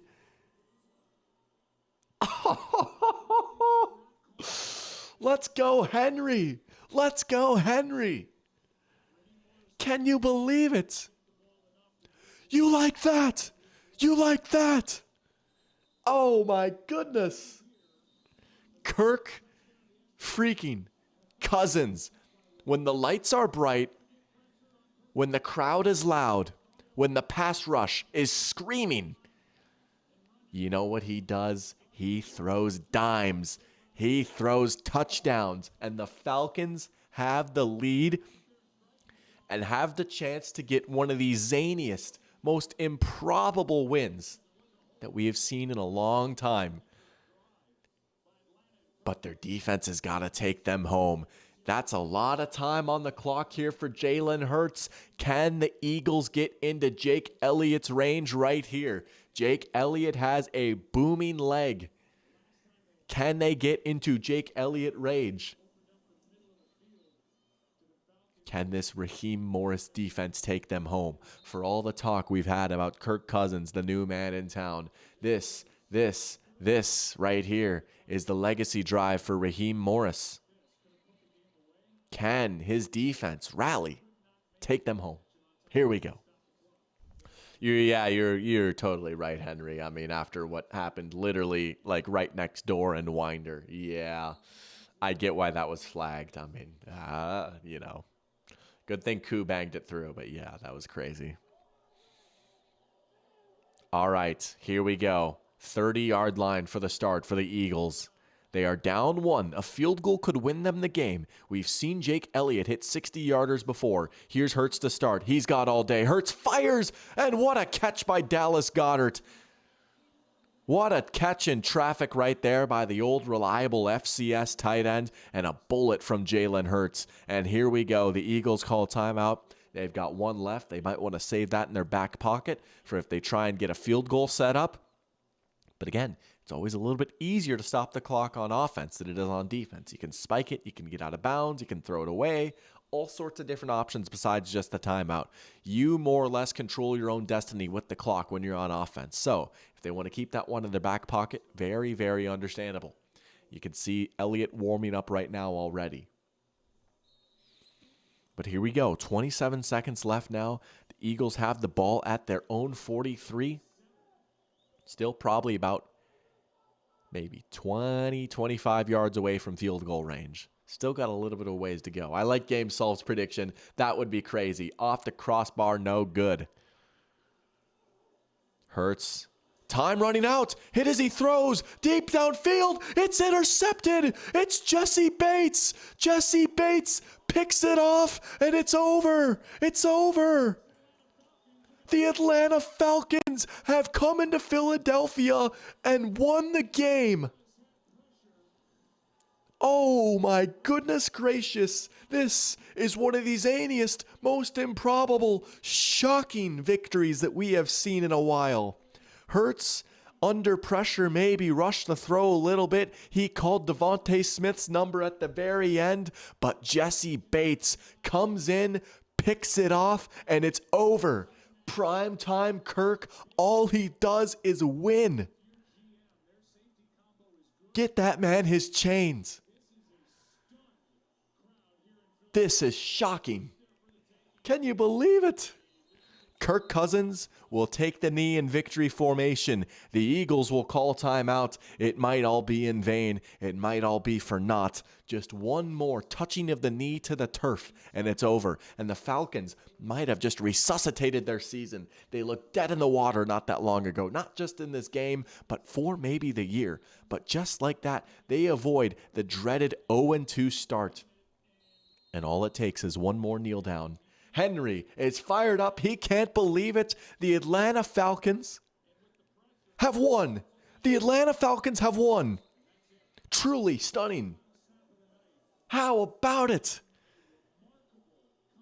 And in the week of upsets, it's only fitting that we get one of the biggest upsets of them all. The Atlanta Falcons, Kirk Cousins in primetime, come in to Philadelphia and win. What a win. Might be the best game of the season so far. We saw twists and turns. We saw a few big plays. The running backs showed out. The quarterbacks looked pretty good. And at the end, it's a shocking result. A vintage Kirk 2-minute drive. It's shocking. Unbelievable. What a game right here. How about that for some Monday Night Football to end the season? Falcons 22. Eagles 21. What a game that was. Thank you guys so much for tuning in and watching this game with me here today. I had a freaking blast. The season has so far been the gift that's just kept on giving. How about it? We've had some good games here on primetime so far. I can't complain. We've had some really good football so far. But seriously, thank you guys so much for tuning in. Always appreciate it. The whole gang, right? Had a great crew here tonight. Unfortunately, I will not be able to do a whole lot of this next week, right? I'm going to be going out of town. as much as I would have loved to, it absolutely kills me that I'll not be able to go live for Jacoby Brissett in prime time. And I say that unironically. I legitimately wanted to go live for that game so bad, but I'm not going to be home. Going over to Christine's on Thursday night because we have a flight bright and early Friday morning at like 6 in the morning going to Chicago. And then my parents are going to take us from Chicago to Kalamazoo. We're going to my cousin's wedding in Michigan this weekend. Super excited for that. So it'll be good to, catch up with some family and friends and all that. But let's listen to Kirk. Hold on but yeah, long story short, I'll be out of town, so I will not be able to do a lot of streaming. No Pigskin pregame, no Thursday night stream. We'll see about Sunday or Monday night, though. Sunday, I might be cutting it close on my way back home, but maybe Monday night we can go live for the doubleheader. But can Kirk give us a you like that? Can Kirk give us a you like that for the road?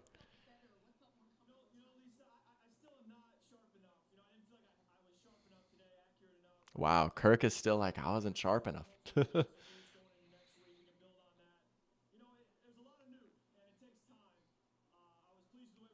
That's crazy, though. Like, the way he's able to bounce back after last week, maybe he's still got a pulse. NFC East has no 2-0 teams. Every other division does. That's crazy. Wow.